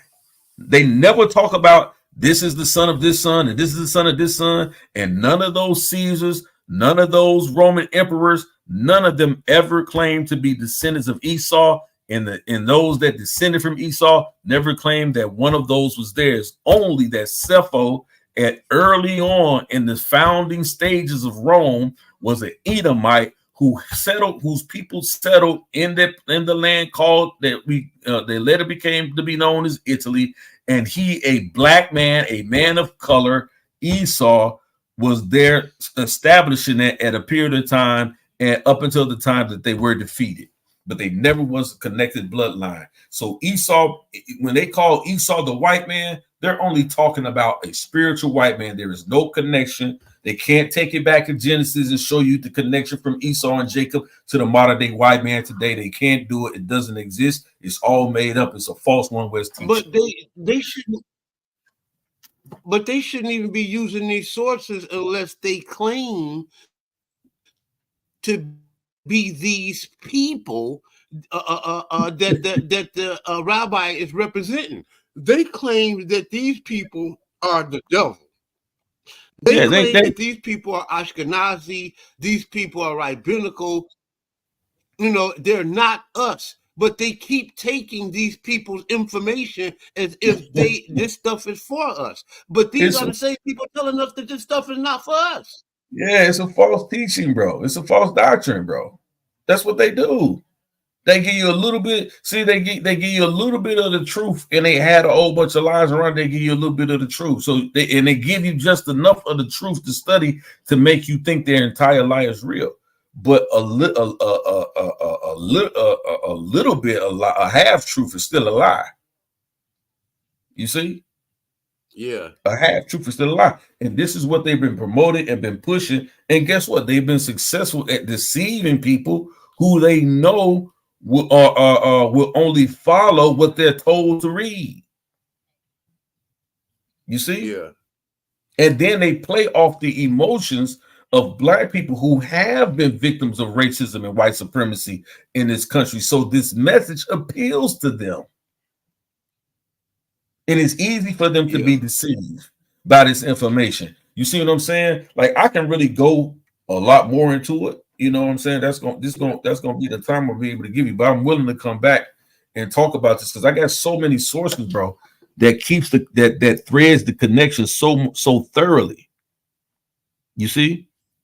So much connections, man, and so much information that deals with this, right? So it's crazy, right? So Yeah. it's like they like these coins right here, right? Of the Idumeans, right? It says these coins are used as evidence to say that the Edomites and the Romans are the same people, specifically the first one, this one right here. It says, but there is more information behind this coin. And this man known as Agrippa, the reason it says M. Agrippa is because this is Marcus Agrippa, the son-in-law of Augustus. This is not Herod Agrippa. See, they try to tell you that this Agrippa is the Edomite, but this isn't the Edomite Agrippa. You see, this is Marcus Agrippa, the son-in-law of Augustus. You know, the Romans were good with doing technology in their coinage. You know, we think about like the earliest coins that we find of Hannibal. We find him as a black man, big nose, big lips, curly hair. And then when the Romans start minting coins of Hannibal, you get this European white guy. Yep, exactly, bro. And bro, it's all and listen, bro. This is what these Europeans have always done. They go into a land, they conquer it, destroy it, or they find one, decimate it, and they take over the identity of the people that used to be in that land. And they write themselves into history. Facts. And they write themselves into history. This is the same thing we see with the Ptolemies in ancient Kemet. They went into that land and then they began to incorporate, take on the ancient Egyptians' religion and culture. And so it says, this is not Herod Agrippa. How did they get the name Agrippa? The Jewish king Herod the Great had many sons, and one of them was Aristobulus. However, the prince and the king were not on speaking terms. After 2 trials before the Roman Emperor Augustus, Herod had his son executed in 7 BCE. Aristobulus, son of Agrippa, named after Augustus, friended Augustus' friend Marcus Vespasian's Agrippa, was spared. So he was spared. And so you see them both here. Like you see one here, he's dressed in Edomite in Idumean clothing, and then you see the other figure here dressed in Roman garb, right? And so they just took on the name. Herod, it says Herod was named Agrippa because his father admired Marcus Vespasian's Agrippa. That's how Herod got the name Agrippa. You see? But they won't. But they won't go into the research like you and I do, and Mad Scientist does. They won't go deep into the research, bro, and just study for truth. You see, they won't go into the research because they're not seeking the truth, bro. They got an agenda. This is why me and Erik is real big on this when we says that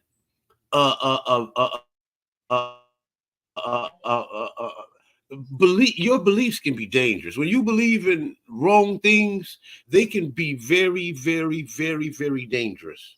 I'm talking about in ways that you can't even possibly imagine. Yeah, absolutely. And just let me read this last part about the coins, because the money don't lie. I tell people all that.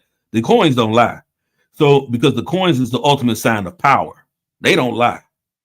So it says Agrippa is a Roman name. So this man in the coin right here, him, is not in the Herodian dynasty, nor is he an Edomite. If we compare this with an actual coin of Herod Agrippa, we can see that there is a clear distinction, even though the coin itself is a bad shape. This is what Herod looked like. and this is what this Edom, and this is what this Roman actually looked like. You see that? You see the differences in the hair. You see how all that. You see the differences, bro. Like these are not the same people. Yep. You see, they're not. And the money does not lie, bro. And so Genesis 25 and 22, it says the children struggled in her womb. Genesis 25 and 23, it says, and Yahweh said to her, 2 nations are in your womb, 2 separate peoples shall issue from your body. One shall be mightier than the other, and the other shall serve the younger. You see? And they use this right here to make the argument that one is the white man and one is and one is Israelites. Ridiculous, right? Scripture ain't talking about that, right? And so, like I said, bro, I can go into so much more of this, bro. I want to come back and talk about this because then I got the whole a whole breakdown of these various kings. Because one of the arguments that I was having was showing the connection between Alexander the Great and which line, which lineage he actually came out of. Right? He actually came out of the line of these Edomians. Later became known as the Edomians, right? Or these quote unquote, they think he came out of the line of the Greeks. But they'll tell you that he descended from Javan or Japheth. That's the line he came. That's the line many people think that he would have had to come out of. And so I go into this and talking about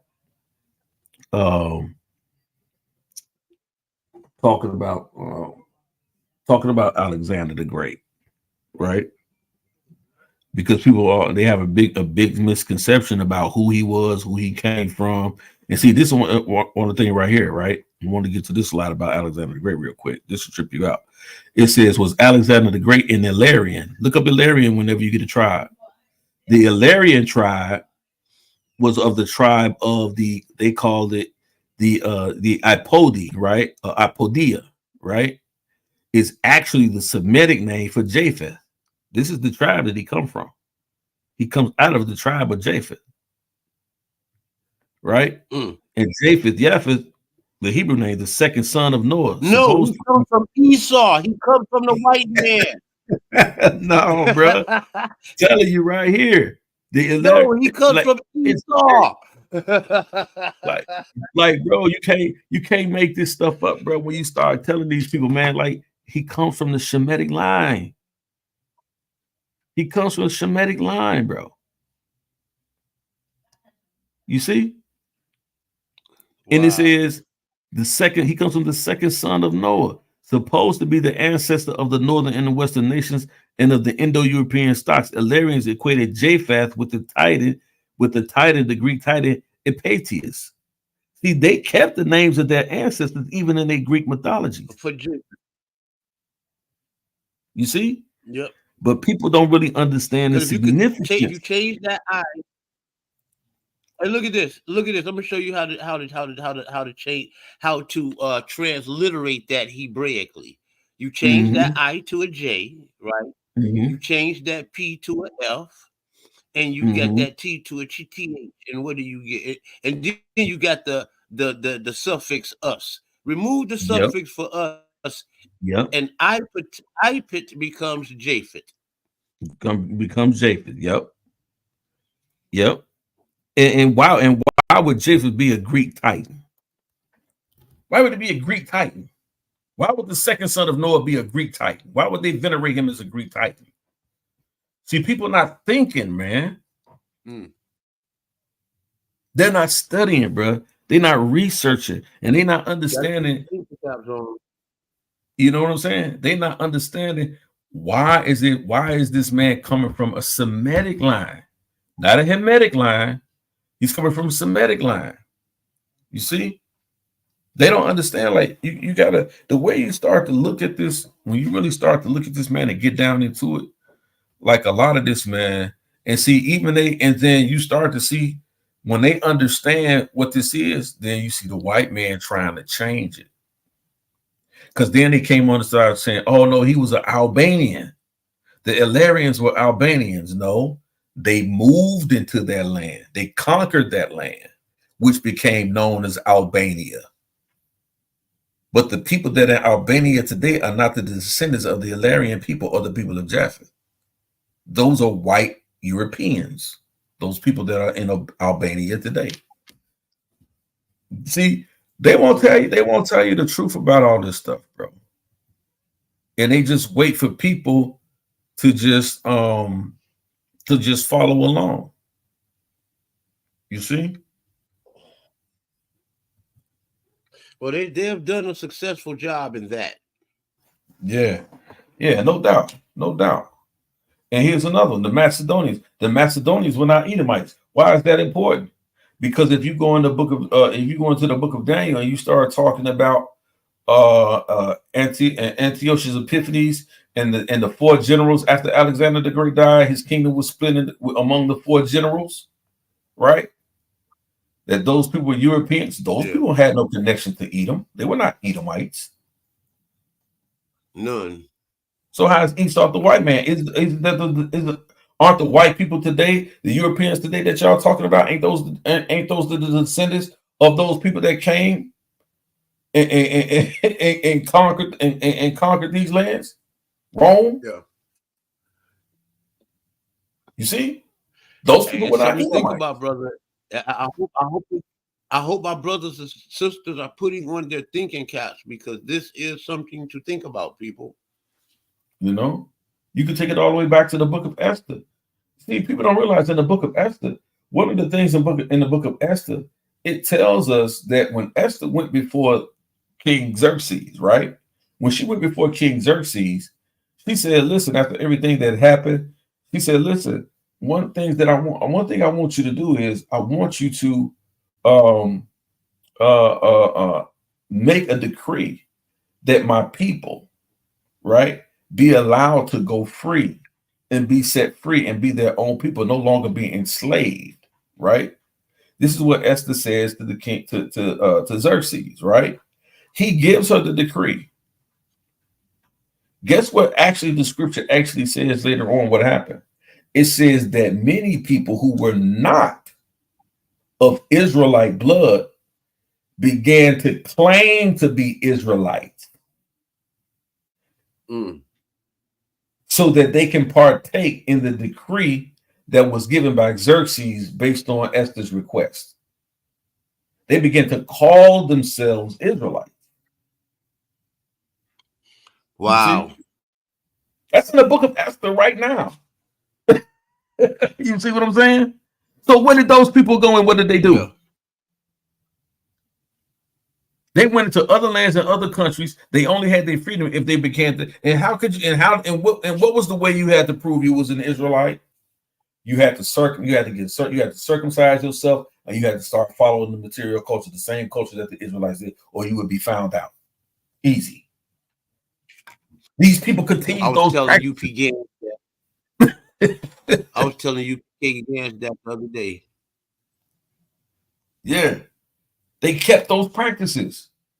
These people are not Israelites. They were not Israelites. And you see this during the time of Esther and Xerxes. I keep telling you, we're talking about we're talking like 500 so BCE. Yeah. We're not talking about an extraordinary long time ago in history. You think what I'm saying? Like, so yeah, you got to dig in. You have who are those people? You have to dig in these books. You see what I'm saying? You have to dig into these books.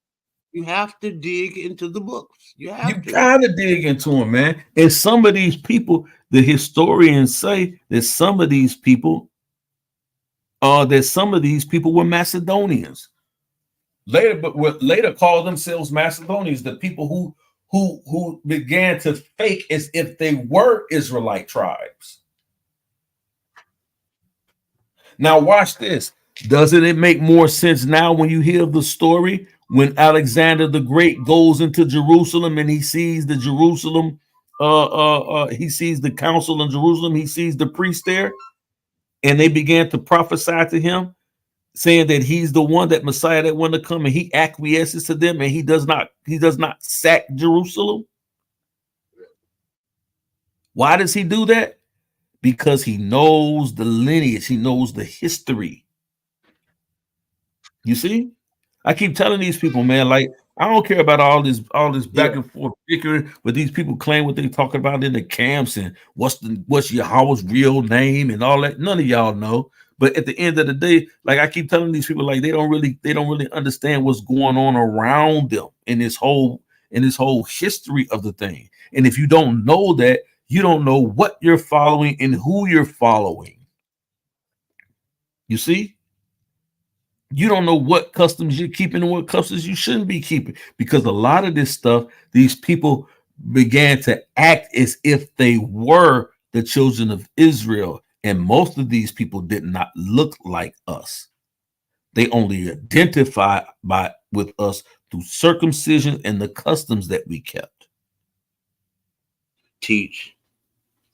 You see? But you couldn't have had no more Israelite blood in you than a man in the moon. So I keep telling these people, stop having these circular, crazy, retarded arguments. You can't look at somebody directly in the face and say if they're Israelite or not. You can't tell by phenotype. Yes. It's crazy. It's crazy. It's crazy. I keep telling these people, like y'all don't read and study, but guess what, Yasha? If you and I or Brother Erik, if we get up and just start talking this and start talking it, people be looking like, man, like what y'all talking about? Yeah, y'all ain't. And then they'll go try to pigeonhole you into a Bible verse. See, it says this right here. Yeah, bro. But what's the history on that, brother?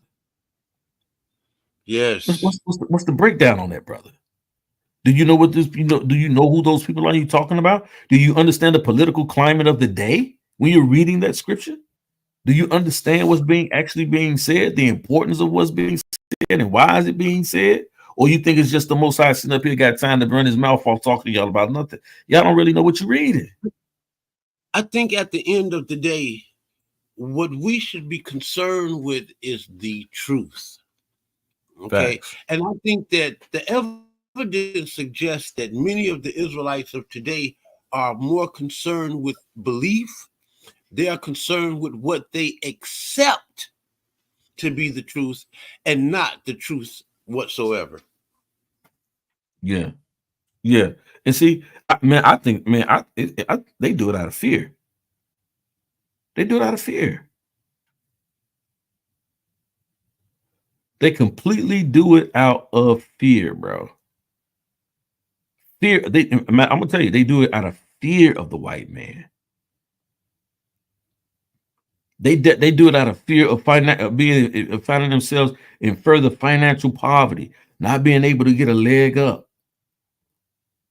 I wholly believe in race, that racism and white supremacy plays a factor in what many of us go through, but a lot of us go through stuff, man, not because we cursed. It's so easy to say we going through this thing because we cursed. Deuteronomy chapter 28. But what about the very beginning of Deuteronomy chapter 28? So you should be the head and not the tail. You should be the lender and not the borrower. What about that? When you look at this emanating from them camps, now that you said that, it does appear to be spiritual bootlicking. Oh, that's all it is, bro. It's all it is. I looked at the video. I think, was it brother just sent me a video today, man. They were showing ISUPK somewhere out in Harlem or wherever they were, training, doing combat in the field. And they had this white dude doing a documentary For what? on it. The dumbest thing they ever did. The dumbest thing they could have ever done. Man, showing, what? Man, just crazy, bro. Crazy. So the white guys just documented all of them a hate group. Who they preparing for? Man, they ain't man, listen, bro. I don't know what they preparing for, but them guys that look like they can beat you. Hold up. Think of this real quick, y'all. They making videos of them practicing paramilitary shit against an enemy who got nuclear fucking bombs, bro. Hey, come on, bro. I'm trying to tell you. Trying to tell you what I saw What today with my sense own eyes. do This that just happened make? like 3 days ago, and the dude come back and did a whole documentary on them. The dude tell you that he set them up. He said, I'm not gonna go, but I'm gonna send this guy and let him spend a couple of days with him and let him ask a bunch of questions. And they got General Yohan on there, Captain Tazariak all on there, all the captains, most of all the generals on there, just running their mouth, telling how they're gonna put the white man in slavery. I'm not saying we got to be afraid of the white man. I'm just saying, where was y'all spiritual discernment and letting this white dude all up in y'all kitchen like that? You see? Wow. Wow. Like Man, no this is really, really no sense of crazy. no sense of nothing, bro. I'm like, bro, y'all cannot be serious out here, bro. Y'all cannot be serious out here. What y'all doing right now? Y'all cannot be serious out here. Yeah. Well, hey, man, that got to be my time, man. I appreciate you, man, having me on, man. And I'll definitely want to come back, man, and share with you brothers more, man. If you want to do it. And you always, matter of fact, I'm gonna see Oh you yeah. tomorrow. Y'all. Come on my channel, man, brother. Erik, Oh yeah. you welcome as well, man. Come on the channel, man. Share some knowledge, bro. This is Okay. gonna be a private classroom setup, but definitely, man. My channel was open. It's open to any Israelite man, anybody, man, that wants to teach truth. Hey, come on, man. Do a show. I'll let you rock out, man, and do your thing, man. However you want to do it. Uh-oh. Uh-oh. Hey, you shouldn't have said that. Eric love a second home, buddy. Yeah. Hey, listen. If he got information that's going to, if he got information, man, that's to help to build and further our people and give them something to fight with, then man, he's definitely welcome on the channel, man. Unfettered, Yeah. unfettered. You know what I'm saying? Like I don't, you know what I'm saying? You know And how now people do. before you leave, Uh, before you leave, I'm going to post that.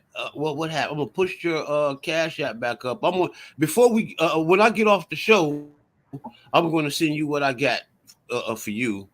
hey, Anybody else, man, Eric, do his thing. Anybody else out there do their thing. You know, yeah. But soon as I push this in button, I'm gonna come over there and I'm gonna tighten you up on that. And yeah, because we take care of our guest over here. Okay, your gift should make room for you. You know what I'm saying? And I appreciate real research. And we pay our people that are worthy of research to come over here to teach you all. To give you all valid information. And being that we pay, I'm not going to spend my money on someone or something that is just not worth it. So you just don't know the value in this information that was given today. That being stated, we got your Cash App up there. I want to tap in on this JJ thing before you leave real quick. And I guess you can tap on out. You can slide on out in the midst of that. We finna tap off into that. But before you go, yeah, I want to know when that JJ 7,000 to denounce the holy name of Yahweh, and he doesn't subscribe to the Bible anymore. yeah. Wow, what do you Israelite brothers have to say about I'm gonna say this, man. I'm gonna head out. I usually don't speak like this in the capacity of an elder, but in these types of situations, I'm going to do just that. I told Son and a few others I was going to reserve my my comments in regards to that particular situation. But I will say this: um, we don't really know what the brother's going through. And so I don't reserve judgment against him. But I will say this, in listening to what he has said with my own ears, um, I see it as a pronouncement against uh, the name of Yahweh and the God of Abraham, Isaac, and Jacob. I also will say this: those of you who are ascribe to his channel, those of you who listen to him, those of you Israelites he's trying to coax into debates, I would say that he should not be engaged in any debates. He should not be engaged on any platform. He should not be engaged on his own platform. You should unsubscribe from his channel until he comes out and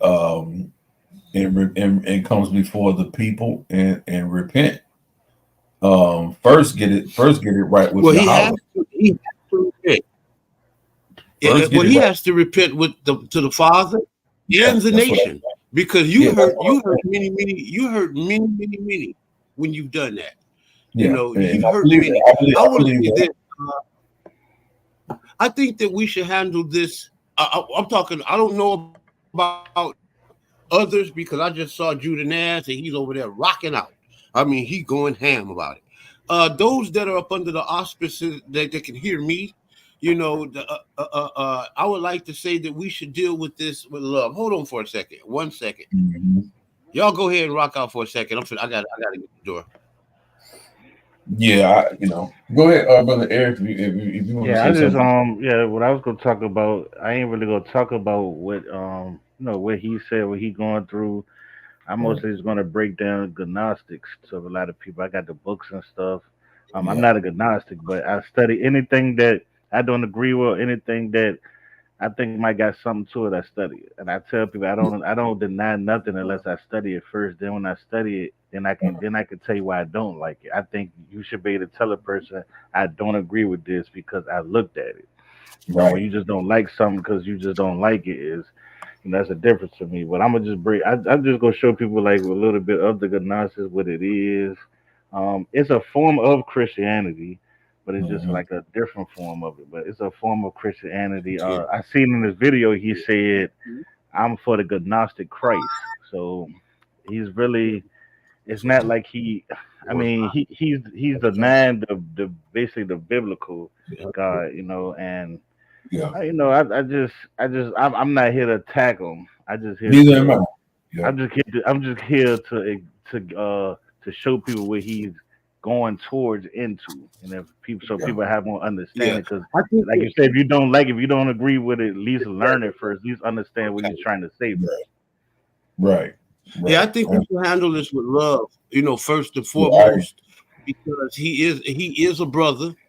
Before we go on any attack or cold shoulder, anything, we should don't get entangled with his mess. Like the elder said, don't get entangled with none of his mess, but still handle this situation with love. Because one thing that I know for certain, love is conquers all. And it reminded me of the scripture that you brought up earlier today when we was talking about it, Elder. Or you're talking about David and Saul. It's about love, how we should deal with this. Because like David said, I could have killed you. I could have killed you when I took that hem off your garment. We could have killed him right now. But it's better that we deal with this out of love. I agree. I agree. And you see what happened when David dealt with it out of love. Yep, and the scripture tells us that an open rebuke is better than secret love, and so the thing how I'm saying approach it is, I don't, because of those who may not be as strong in the faith, I won't be promoting his teachings or his debates. You see, because of that, but I'm not going to be doing no videos on JJ7000 calling them all kind of devils and all of those kind of. That's not the right way to do that. You understand what I'm saying?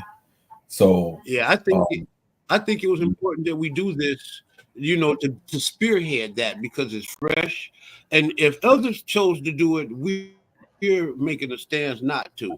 We're going to sit back and, like the scriptures say, sit back and see the conclusion of the whole matter. Right? And that's what we're going to do. We really don't know, right? Because we really don't know what the Most High is really doing. You don't really know. You see what I'm saying? And so just like we were talking about David and Shaul, and he was saying, listen, touch not my anointed. You don't know who the Most High is called. You know what I'm saying? To do a work or whatever. You And know, sometimes I, we get so ready to jump on people, we all in the way, and we do more damage than good. So it's I, not my I place or my just want position. JJ to know.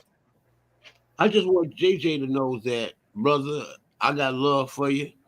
I want you to know that. I want you to know that I don't hate you. I'm not against you. I don't agree with you, but you should Right. know that I almost never agree with you. You know what I'm saying? I have not allowed that to come between us. You have. I Yep. haven't. Yep. Yep. Again, I don't hate you. I'm not mad at you. You Right. know, I you don't. have a lot of value, you know, as a human being. And I wish that you focus on Yeah. those Absolutely. values Absolutely. instead of trying to take the easy way out. You know, Absolutely. there is no easy way, JJ 7000.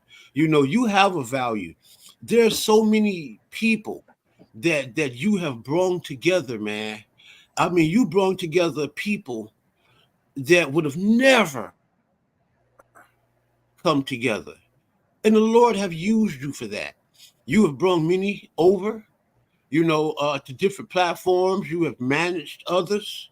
You know what I'm saying? And you had a great work going on somewhere. You know, I think that you have gotten selfish and began to look more upon self than to the most high. I pray, my brother, that you humble yourself, and just sit back, man, and just really be more sincere in your research. Quit trying to steer your research and let your research steer you. And I believe that you'll pan out well in the end. What you say, E? Yeah, I mean, I think You still there? that's it. Yeah, can you hear me? Yeah. Okay, yeah, I just think yeah, I just think he got his own paths he want to choose, and um, at least try to understand what he's saying. Maybe you think he confused. Maybe people think he's don't know what he talk about or lost his mind. But all I can tell you is a person can go to which way they want to go. And just all you can do is just hopefully they go the right path. Hmm.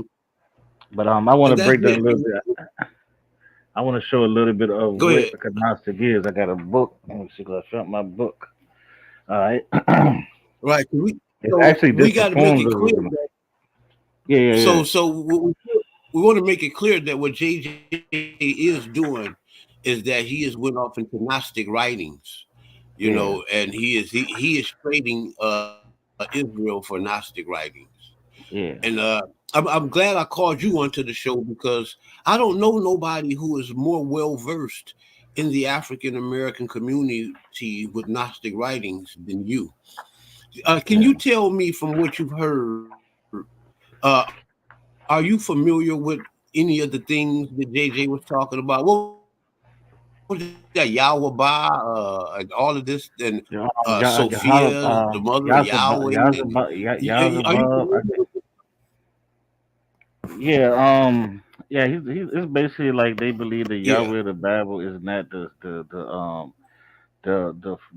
top God. That's actually he did something to make himself to humans seem like he is. That Sophia, you got people like Sophia. Then it goes into like I said, the it goes into like it goes deep into is mysticism too mixed in. It's a lot of that too. Jesus is a different type of Jesus, almost like a alien type of Hmm. being, like a you know what I mean. So it's more like a Gnostic say they go off of like knowledge, not faith. You know what I'm saying? That's their thing. Try to say they're trying to say it's not Yeah. faith, it's basic knowledge. But I want to read this part right here. Right, we had because I have the Gnostic books. Yeah. It's actually different types of Gnostics. It's actually you got pagan Gnostics, you got Christian Gnostics, um you got kind of like different forms of Gnostics. Um, Yeah. I got one right here. See, pagan Gnostics, Hermes on God's bisexuality. You see what I'm saying? So there's stuff like this. So that's pagan. Wow. But then this is right here. I want to read this. This is the Gnostic. Um, we have no writings by Simon Magus, whom the fathers of the church credited for being the father of heresy. Simon was also accursed of being the founder of Gnosticism and the source of all Gnostic doctrines. But while the Sumerian texts have disappeared, the theology of this early heresy has been preserved in other writings by Arianus, Hippototus, Tertullian, Justin, and in the pseudo Clementines. Hold on. I hate when people call me Serpentines, right? Let me see. These are Simon enemies, but they have provided us with an outline of the main tenets of the Simonian speculation, a principal source of Irenaeus and God and Christian Bishop who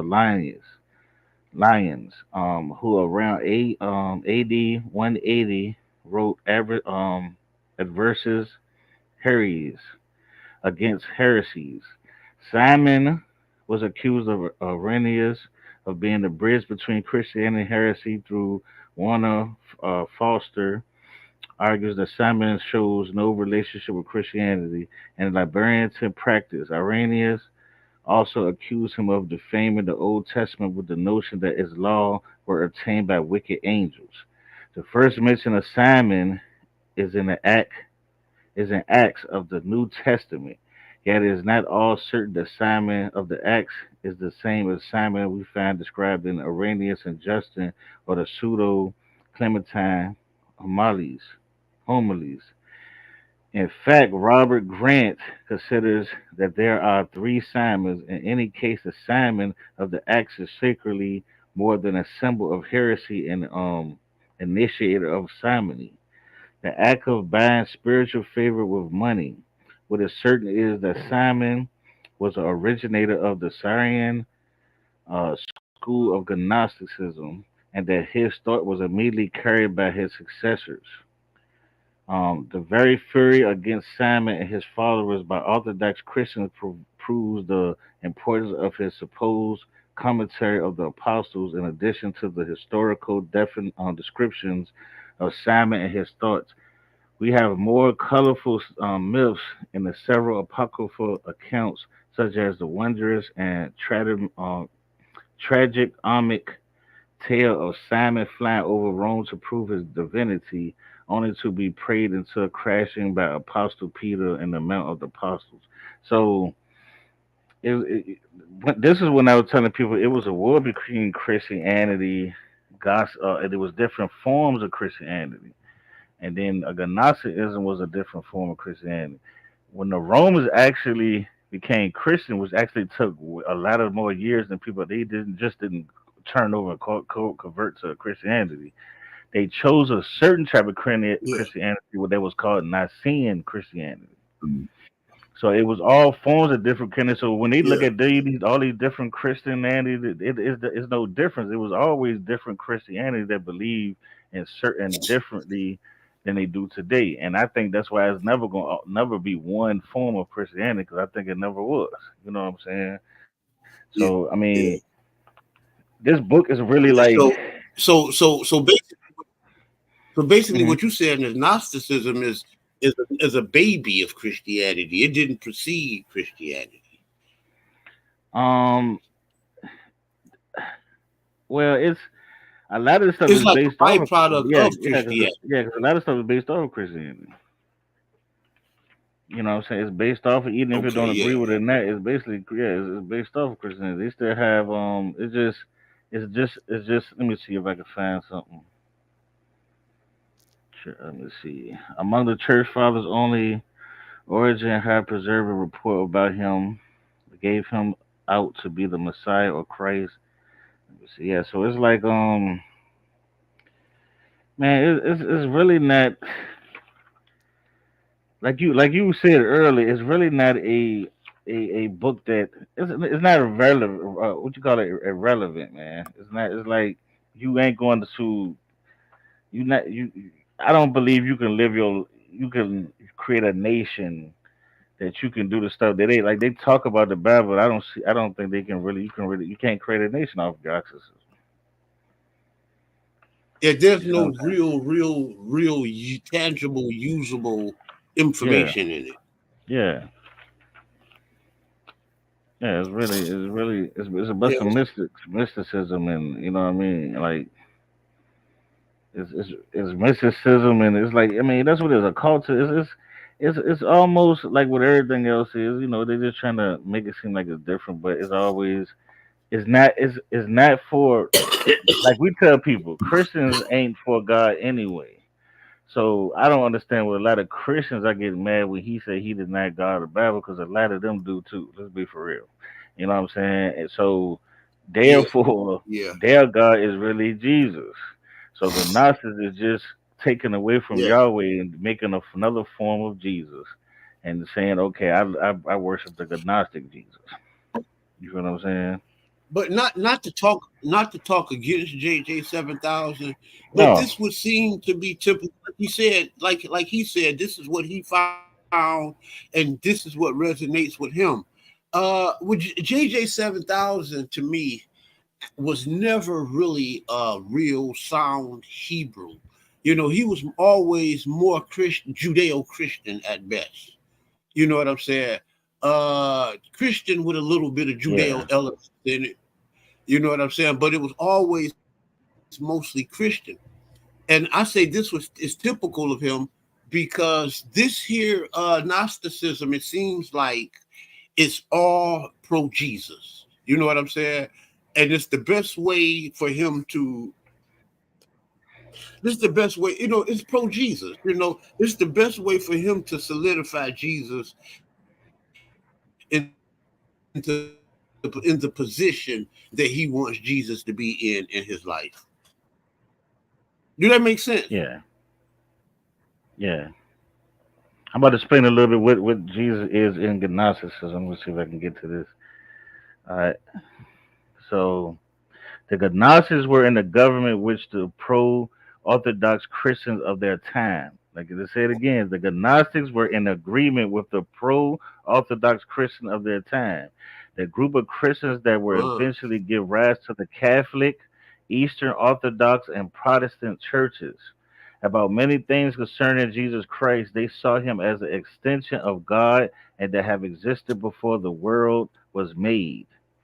I mean, which a lot of I mean, there's a lot of people that believe it anyway. Okay, um, Yeah. who came to Earth on a divine mission to bring salvation to humankind. That's Christianity. I mean, I don't know that mission Yeah. began in the earliest uh, with Jesus' baptism in the Jordan River by John the Baptist, involved delivering many oral teachings about the mysteries of the world and heaven, and consummated in dramatic, meaning soaked death by crucifixion, a subsequent wondrous resurrection. But the Gnostics and Proto-Orthodox disagree with each other on several other points about Christ that they considered indispensable for their theology and Well, identity. These just hold on, I'm almost finished. that These may be a disagreements, problem for JJ. yeah, these disagreements fell into four broad categories: the content of Jesus' message, the nature of his being, the meaning of his death and resurrection, and the degree to which he was unique, being rather than a model for other followers. Hold on, a little bit more. The Gnostics placed Wow. considerably more weight on Jesus' teaching So than the some pro. Uh huh. Yeah, you right, were right. saying? I'll go ahead because you saying what I was thinking. Oh, okay. The Gnostics placed considerably more weight on Jesus' teaching than the pro-Orthodox did. The pro-Orthodox certainly didn't dismiss or neglect their Savior's teaching, far from it. But the difference is emphasizes and clear of the two groups writing about Jesus. The Gnostic scriptures overwhelmingly consist of dialogue, attributed to Jesus and the commentaries of his words. The extreme example is Gospel of Thomas, which consists almost entirely of saying that Jesus allegedly spoke to contains almost no narrative at all. The Gospel of Thomas may or may not have been a truly Gnostic text, but at the very least, it was a proto-Gnostic text that the Gnostics cherished. The narrative elements of Gnostic texts tend to come in two forms: sparse, framing stories that features Jesus answering urgent questions from his disciples, or stories delivered by Jesus himself, usually concerning the creation of heaven and earth in a way that sheds light on the human condition. Of the four gospels that would later come to include the New Testament, which hasn't yet been established during Gnostics' heyday in the second and third centuries.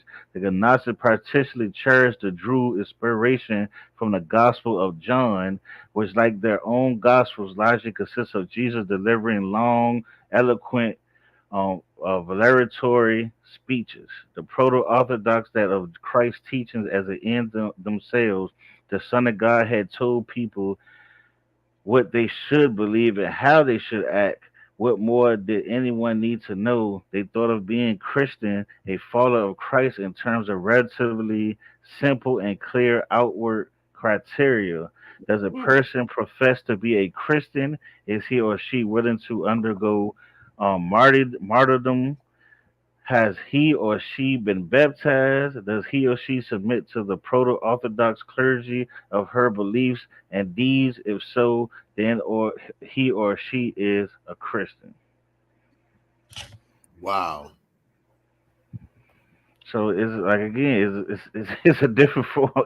It's a based off a different form of Christianity. Let me go to Yahweh. So a lot of the Gnostic teachings they do disagree with each other. Well, I mean, of course, once it start getting big and people start joining, it's gonna branch off. But the Gnostics were dealing with the Orthodox churches that taught a different way.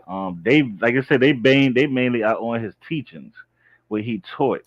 So that's what they agree with a lot different with the regular, what you call regular Christian. You know what I'm saying? So it's more like they're more basically Orthodox. And then, like, when you read the Book of Thomas, like I read the Book of Thomas, it's almost like the New Testament, but it might say a little bit different. You know what I mean? I forgot, one of them said that when he was going to go, they asked him, who should we listen to or follow. You got one book that say he said James. Then you got one book that say he said Mary. You see what I'm saying? So, and then, like they said, some, like the book of Gospel of Thomas, is not a Gnostic, maybe not be a Gnostic book, but it's a book they grabbed onto, just like the Book of Barnabas. It's not a Muslim book, but what it teaches is the closest thing to Muslim is Islam. So the Muslims took the Book of Barnabas. You know what I'm saying? Yeah. The Muslims accept the Book of Barnabas and says the Book of Barnabas. Christians deny the Book of Barnabas because even though it's a Christianity book, it's not teaching what the New Testament teaches. Yeah. But let me go to the what they say about Yahweh, so we could get what JJ. I just want people to understand what JJ is trying to say um when it comes to him trying to deny Yahweh. You know what I'm saying? So let me see. Let me see if I can get to it.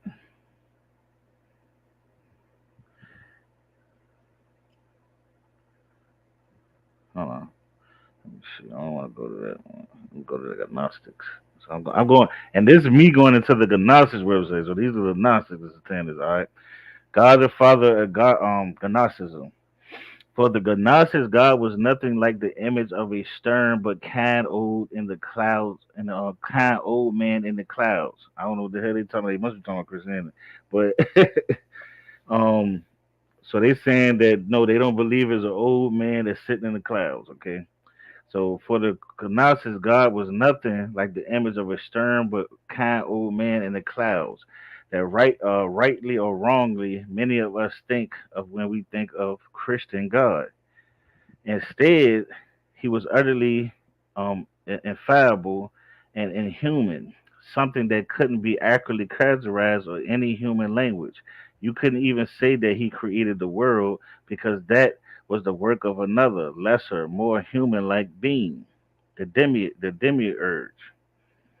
Yet the Gnostics were far from silent about God. They wrote about him in some length and in a political, evocative manner, but their descriptions of him were attempts to describe why he is so indescribable, a feature of ultimately impossible as the Gnostics readily acknowledged.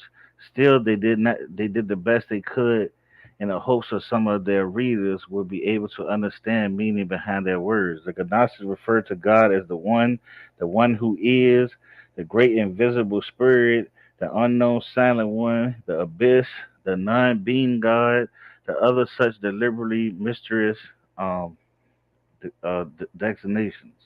Designations. When they said anything more about him, they primarily used an approach to the theologians called negative theology or puppetic theology, talking about God by saying what he is rather than what he is. I mean, saying what he's not rather than what he is. The rationale for this approach is the sense God utterly transcends in the mundane world. The language we use to describe the mundane world is utterly um, inadequate to describe God. His nature inherently invalidates any attempts to describe him using earthly language, but we have to refer to him as somehow, so we might as well refer to him that which is above even our loftiest concepts. The Gnostics also peppered their basically negative characterizations of God with a few very simple and abstract positive characterizations, which were present as extreme crude, approximately that shouldn't be taken literally, and which were based on characteristics of God and imparted in spiritual existence.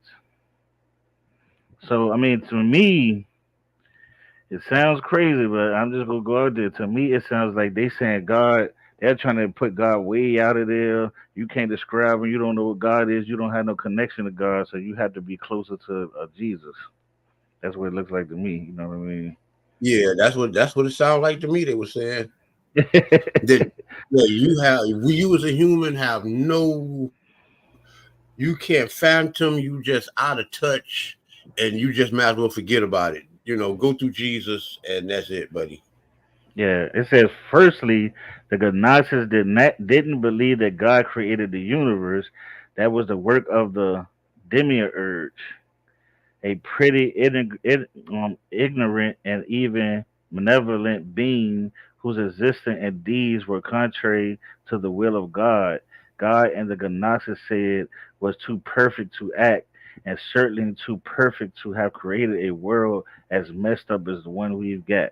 So basically, they're saying, and I've heard Israelites actually say this, that the angels actually created, or whatever they want to call it, demigods, demigod, the lower beings actually created Earth, and it wasn't actually God because He's too perfect, and He wouldn't have messed this stuff up, and He wouldn't have did. He's too perfect to be imperfect, so He had to have other beings had to do His work, and that's why it's so messed up now. That's why we couldn't follow nothing. That's why everything went So out of that's whack the because. that's Mhm. a Gnostic teaching. When you say Yeah, you heard Israelites say that, so JJ, don't don't feel ostracized, because there's a Erik just busted them. Other Israelites is out there tapping into these books too. yeah. And that's why I started reading books because when I hear people talking, I'm like, man, you got that from this book, man. You got that. You're secretly reading this book and you trying to push that stuff in. You know what I'm saying? And that's what they're doing. Like they this because they can't explain because But when they can't, uh, yeah, you go ahead. I ain't say nothing. Oh, I thought you were saying something. Yeah. I So ain't say they nothing. can't. Oh, okay. So they can't explain right they can't explain a lot of stuff. Say we're going into Genesis. That's why they getting all this other stuff because they'll go into Mhm. Genesis, then they'll go into like the book of Adam and Eve, and then next thing you know, they trying to mix all that stuff together, and then they trying to find little verses that they might could say, see, this is why I'm saying this. You see what I'm saying? Yeah, So, and those strawberry. Oh, my bad. Go ahead. Go ahead. oh, my bad. So yeah, so they just mixing a lot of this stuff up. They're reading a lot of these different books, and they're not saying where it's coming from. And then they trying to find little stuff to say this is why. That's why I've seen you catch a lot of people sometimes where you say, well, if you saying this, why don't fully say this in the Bible? Where are you getting that from? You see what I'm saying? So when you start asking somebody like that and they can't really explain it, this is where they're getting it from. They are actually getting it from somewhere else and trying to find something little that fit it to say, okay, see this, and then when you start asking them about it, they don't have a lot of information on it, and the reason they don't because they ain't get it Yeah, from there in the first place. They didn't get it from there. You but see what I'm saying? a lot of this stuff. A lot. I remember we had a conversation one time a little while back. But it may have been earlier part of this year, maybe late last year, and we were looking at some of those pseudepigraphal writings and those Gnostic writings, and we noticed that a lot of Christianity, a lot of these teachings that Christians teach to this very day, a lot of that stuff comes from Gnosticism, pseudepigraphal writings, and a Yeah, lot of extra biblical stuff.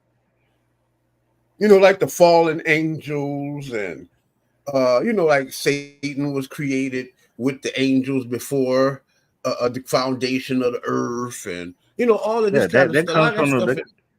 yeah, that comes from the book of Adam and Eve. See, yeah. Yeah, I'm a, hold on, So matter of fact, I'm gonna show it because I ain't never show people because I tell people this, but I never show them. But um, you want to share the screen with it, or you just want to read it? yeah, I can share it. Let me go to it first. Yeah, because I want to show people where I see I'm getting that people are getting this from because people just think I just say be saying they is, but let me show you where they're getting this from. Because one guy I was talking to, he was like, "I'm not. We're not getting it from the book of Adam. Where you getting it from?" And we realized he won't trying to say nothing because he posted up in the Old Testament Israelite, but he actually got that shit from Revelations. You know what I'm saying? They trying to mix it up with the book of Adam. You know what I mean? So he kind of like left it alone because we was gonna be like, "Oh, wait a minute, I thought you was Old Testament." All right, But it is so yeah, you easy. keep going. It is so easy being an Old Testament Israelite because all of that other stuff is just taxing because it requires you to read more and more and more and more books. Yeah. You know what And I'm see saying? yeah, and see this book of Adam and Eve, that Satan actually didn't go against Adam one time. He actually attacked Adam and Eve until Mm, they died. And even after, like he wow. actually once he made them eat from the tree, they got kicked out. Then Adam had to learn how to eat. Like he had the first starvation that goes into how he first starved, and then then they went to the cave of treasures, and then because they was like up top, they was up top of a cave, and Cain people was Yeah, down you down talk at the about bottom of the cave. when he had it. And he was confused when he had his first poop. He didn't know what was going Yeah, on, and yeah. And see, uh, on this junk, Cain was at the bottom of a cave, and Adam and Eve grew up, raised their generation on the top of the cave, and none of his generation was that mixed with Cain people. But the woman was so beautiful, and they was uh, partying, drinking. So they get at a generation, I think King Jared generation, they went down to the mountain, and that's where it comes from. What they trying to say when people say self children went down, or the children of God went down into the children of man, which was Canaan. So that they try to explain that kind of this kind of book try to explain that to say that it was the children of self who actually went down from the cave yeah, into mixing with the children of Canaan. But I mean, we yeah. if we really study the Bible, we know that it wasn't angels that went down anyway. It just, but I wish I could. Let So me see. a lot of that stuff is kind of like like the Book of Enoch and kind of like that. You know, the Book of Enoch is kind of like something like Gnostical in a sense, isn't it? Yeah, yeah. Gnostic is like really like mysticism. Like more, it's Like more like mysticism is more like mysticism. they flying, yeah, like flying angels, animals, mystic animals, going to another, going to Okay. visions, and you know what I mean. Yeah, tapping off in other dimensions and stuff. Yeah, Yeah, seeing 500-foot giants and carrying on. yeah. Don't know where they, how they got, who they came. Don't know who they came out of. Yeah, you know all of that kind of stuff. You know, They well, ain't I come don't out know no, what they they ain't come came out out of. no regular woman. You know, they ain't come out of no woman, and they saying that how these daughters of men dated these guys. I'm saying I don't know who they went into. A Yeah, giant 500-foot giant penis is 20 times larger than a woman's body. So yeah, those. I mean, it's crazy. Yeah, you got to excuse me. I'm congested, man. I took Mucinex. I thought about you, and I went and bought some Mucinex, man. That stuff got me pulling up all types of phlegm out of my chest. oh really? Yeah, old Mucinex. That's why I'm And talking. I'm people don't know the sounding Book of dark. Adam and Eve is actually still the Book of Adam and Eve is still actually a Christian book. A Christian book. All of that stuff is Christian material. And Yeah, this is why I say JJ is. This is why I've always. And I've told JJ to his face 1,000 times, man. I don't respect you as an Israelite. I respect you as a Christian.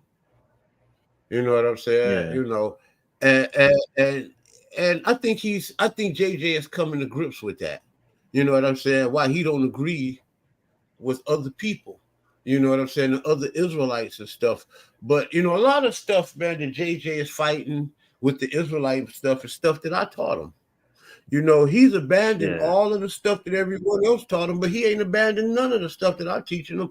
He's abandoning Yahweh, but he's over there fighting Esau the white man, and he's going to use a lot. You know, I'm the guy who taught JJ that Esau wasn't a white man. When I first met JJ was talking that Esau the white man stuff. You know, so you know, so he's still holding on. You know what I'm saying? He's going to eventually, if he keep going down this path, he's eventually going to have to reinvent himself, and he's going to have to end up throwing the whole Bible away. And Sarnetta told him not to throw the Bible away. Did you hear Sarnetta when he told him that? I ain't know you told them that. Yeah, you know, JJ was talking about throwing the Bible away. Sarnetta told him, no, don't Nope. throw the Bible away, JJ. He was telling him that you need that book. You know, so uh, you know, everybody is, and JJ got everybody and you know, looking, at least thinking like, okay, what is he up to next? You know what I'm saying? And then you got a lot of others who Yeah, just don't, you know what I'm saying, who just don't give a damn no kind of way. And those are going to be the ones who cause trouble for them, because they're going to be the ones that's in the chat trolling and all of that type of stuff. Yeah, but I hope the brother get his act together, you know, because he has a lot of yeah. people that really liked him and a lot of people that believed in him. And I hope that he don't lead these people astray, and I hope he don't abandon them.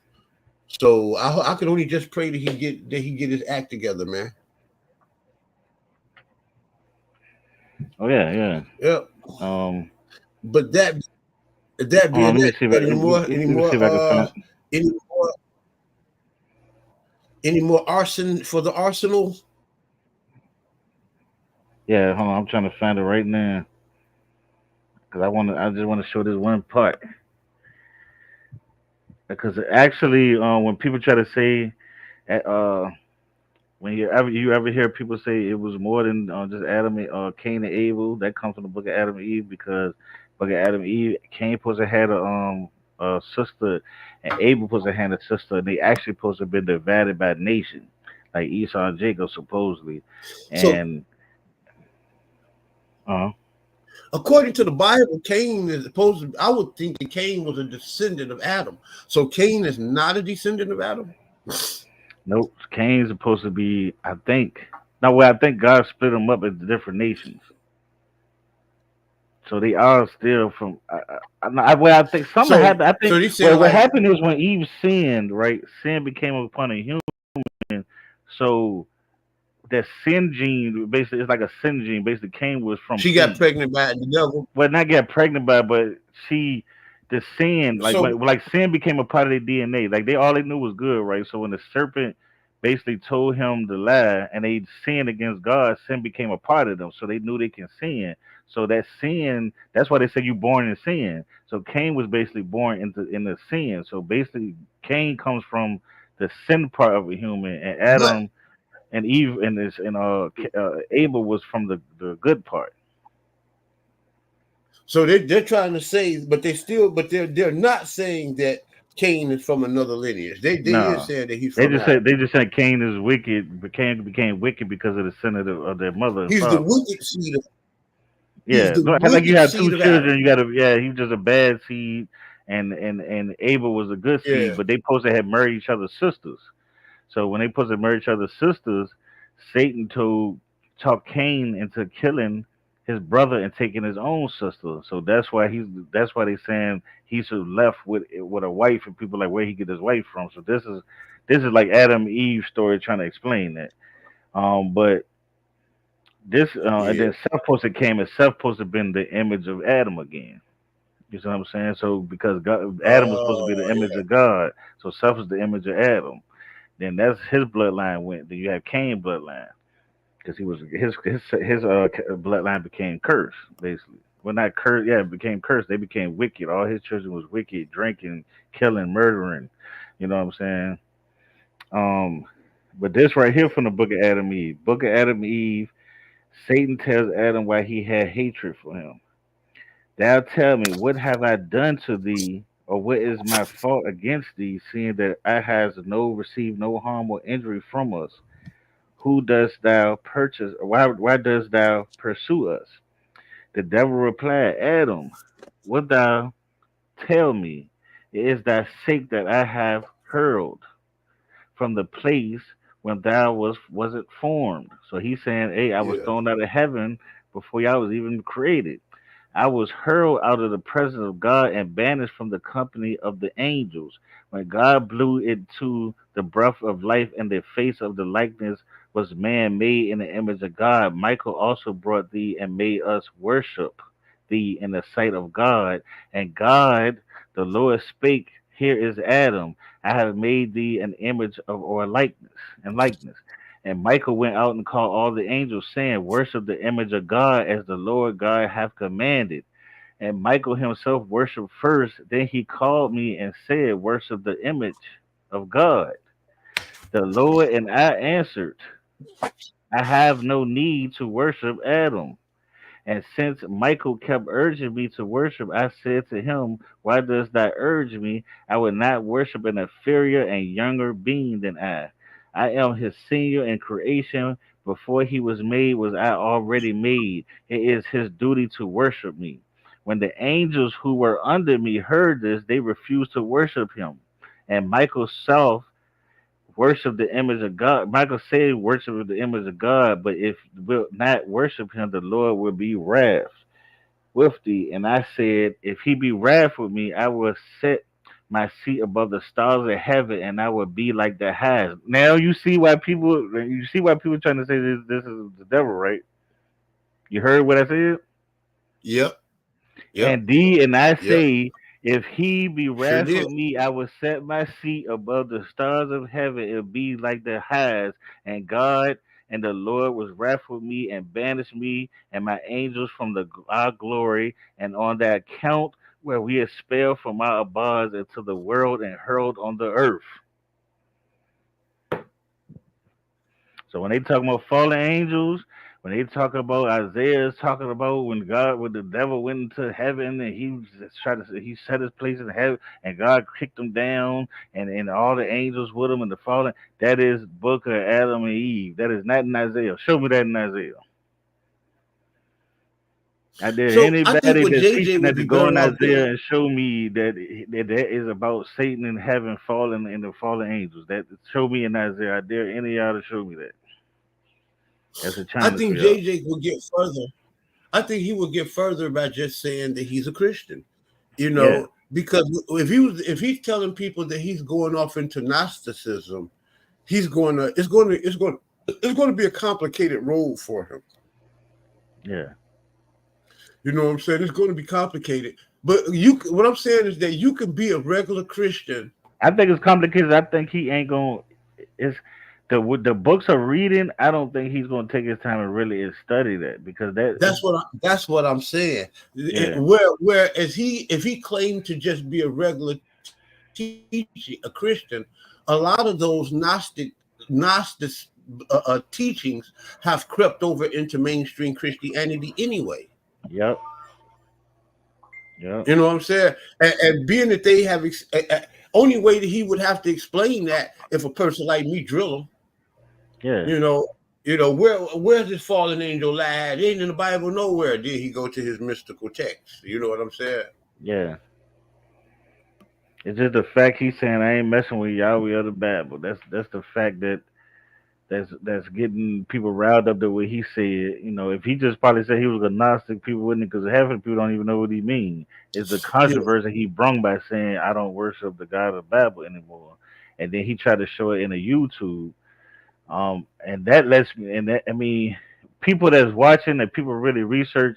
I think that's not fair because that to me that means you not really studying it. You're not picking up that book and really going into the texts and explaining to me why you saying this yeah, because you might have some. I mean, I'm not saying you do it that, but you might. What if you really had some information that needed to be showed, and you can't show it because you're not really following. You found something that you found as controversy, and now you're trying to speak it. yeah. JJ is a guy that he'll read a book one time and he's automatically an expert. And I think that he's going to have to stop a lot of that. But in any event, man, I, like I said, he would just do better just saying that he's a Christian. Yeah, 'Cause when he go with the he curse, just say I'm a agnostic Christian. yeah, and if That's when what he he got did. the cursing Yahweh and all of that, see, it makes you wonder, like what you said, it makes you wonder, like, man, what about all of this fire that you Yeah, had when you was preaching and fighting for this Yahweh? You had everybody up under the auspices that it was Yahweh's hand on you. You know yeah, what I'm saying? Now you going against Yahweh. You're saying Yahweh ain't real. So what was that fueling you then? exactly, You understand what I'm saying? You know, exactly. it's this type of stuff that's going to open up a can of worms with JJ. Yeah, JJ is going to have to repent, and it's better that he do it sooner than later. yeah, You don't understand what you're repenting for, but it's still better that you do it sooner than later because you didn't understand these texts and you went out there flapping off at the mouth about it soon and quick. You know what I'm saying? Before you can even validate that you understand this stuff. So yeah, but yeah, I'm gonna wind down about Jay Jizzle. I'm about done with that. There's only so much that I want to go off into that. I really wanted to go off into that. So it can allow you your opportunity to expound upon Gnosticism, what it is, and what we should look for in people that is claiming these. You know what I'm saying?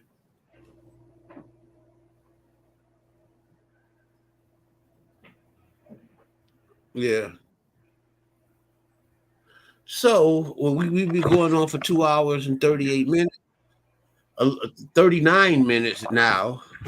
39 minutes longer than I wanted to. I kind of yeah. wanted the show to last for 2 hours. What's going on over there with you? Oh, nothing. Oh, okay. Yeah, so I'm gonna get ready to shut it on down. You got any more things that you want to let out? Just Let it out, buddy. Let it out.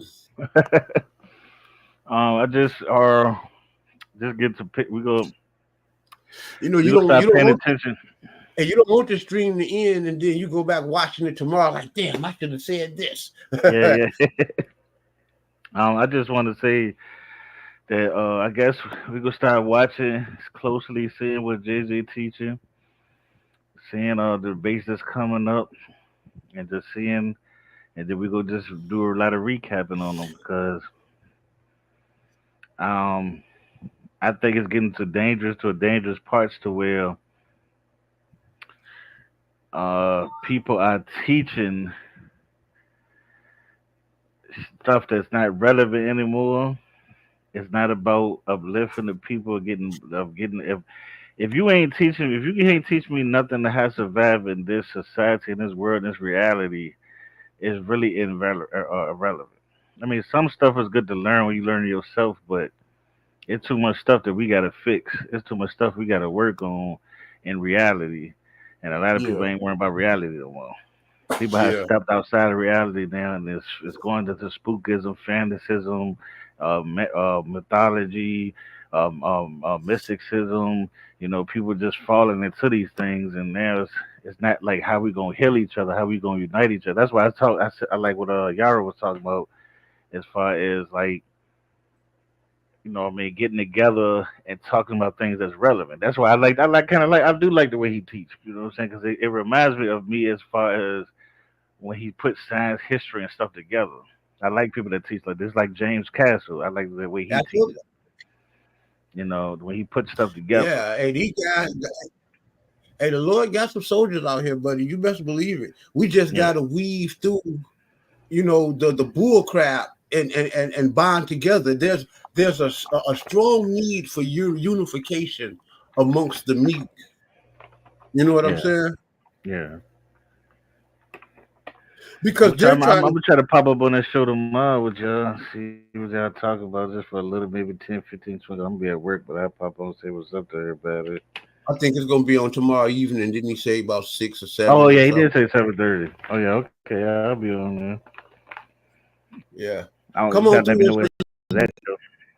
Come on through there so I could go through there. I love for one day for me to be strolling through there, and oh damn, E over there putting down the show.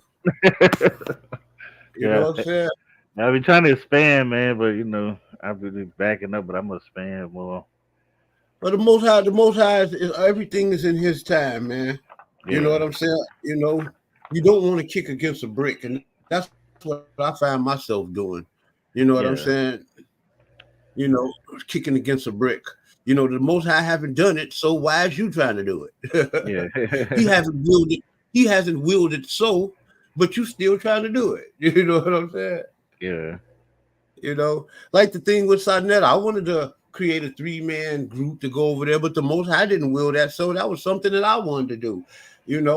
And I go back on the show one time, and next day, I think it's on and popping. That was me doing that. The Most High didn't do that. yeah, yeah, And that's me kicking against a brick. yeah, Because the Most High didn't do that. yeah. If the Most High did it, I'd have been going through there with open arms. You know what I'm saying? Mhm.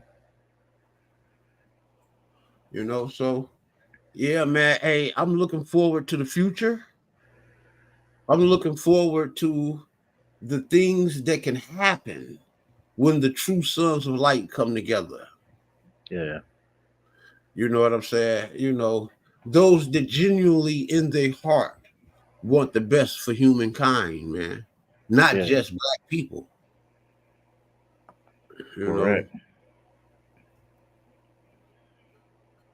Yes. Well, I'm Um, getting kind of tired over here, and I gotta go over here. I gotta cook mom some fiddles before I begin to start trying to settle down. I enjoyed you, brothers. I highly respect you, brothers. Hey, man, I don't know where I would be without my brothers. A lot of guys say that I'm arrogant. They think that I am. I think I'm all of this. But what they don't tell you is that I think I ain't shit without my brothers. Yeah. And that's a fact, bro. Yeah. You know, but that being stated, hear, O Israel, the Lord thy God is one. And I'm going to end it on that note. You can say what you're going to say, and I'm going to get on out of here. I just want to say peace to everybody. You know, stop following us, man. Um, Man, we got the real movement. We got the real stuff, man. We ain't gonna turn our back on the Most High. We always been with the Most High. We always We been not for teaching the clout. realness of the Bible, and you know, we not We saying not that. for clout. Yeah, we not for clout. So y'all stay tuned. We coming out. We coming back, man. We were chilling for a little bit, but it's time. So peace out. Anurasun Shalom. le'amar le'Yisrael. Shalom, shalom, wa leila tov.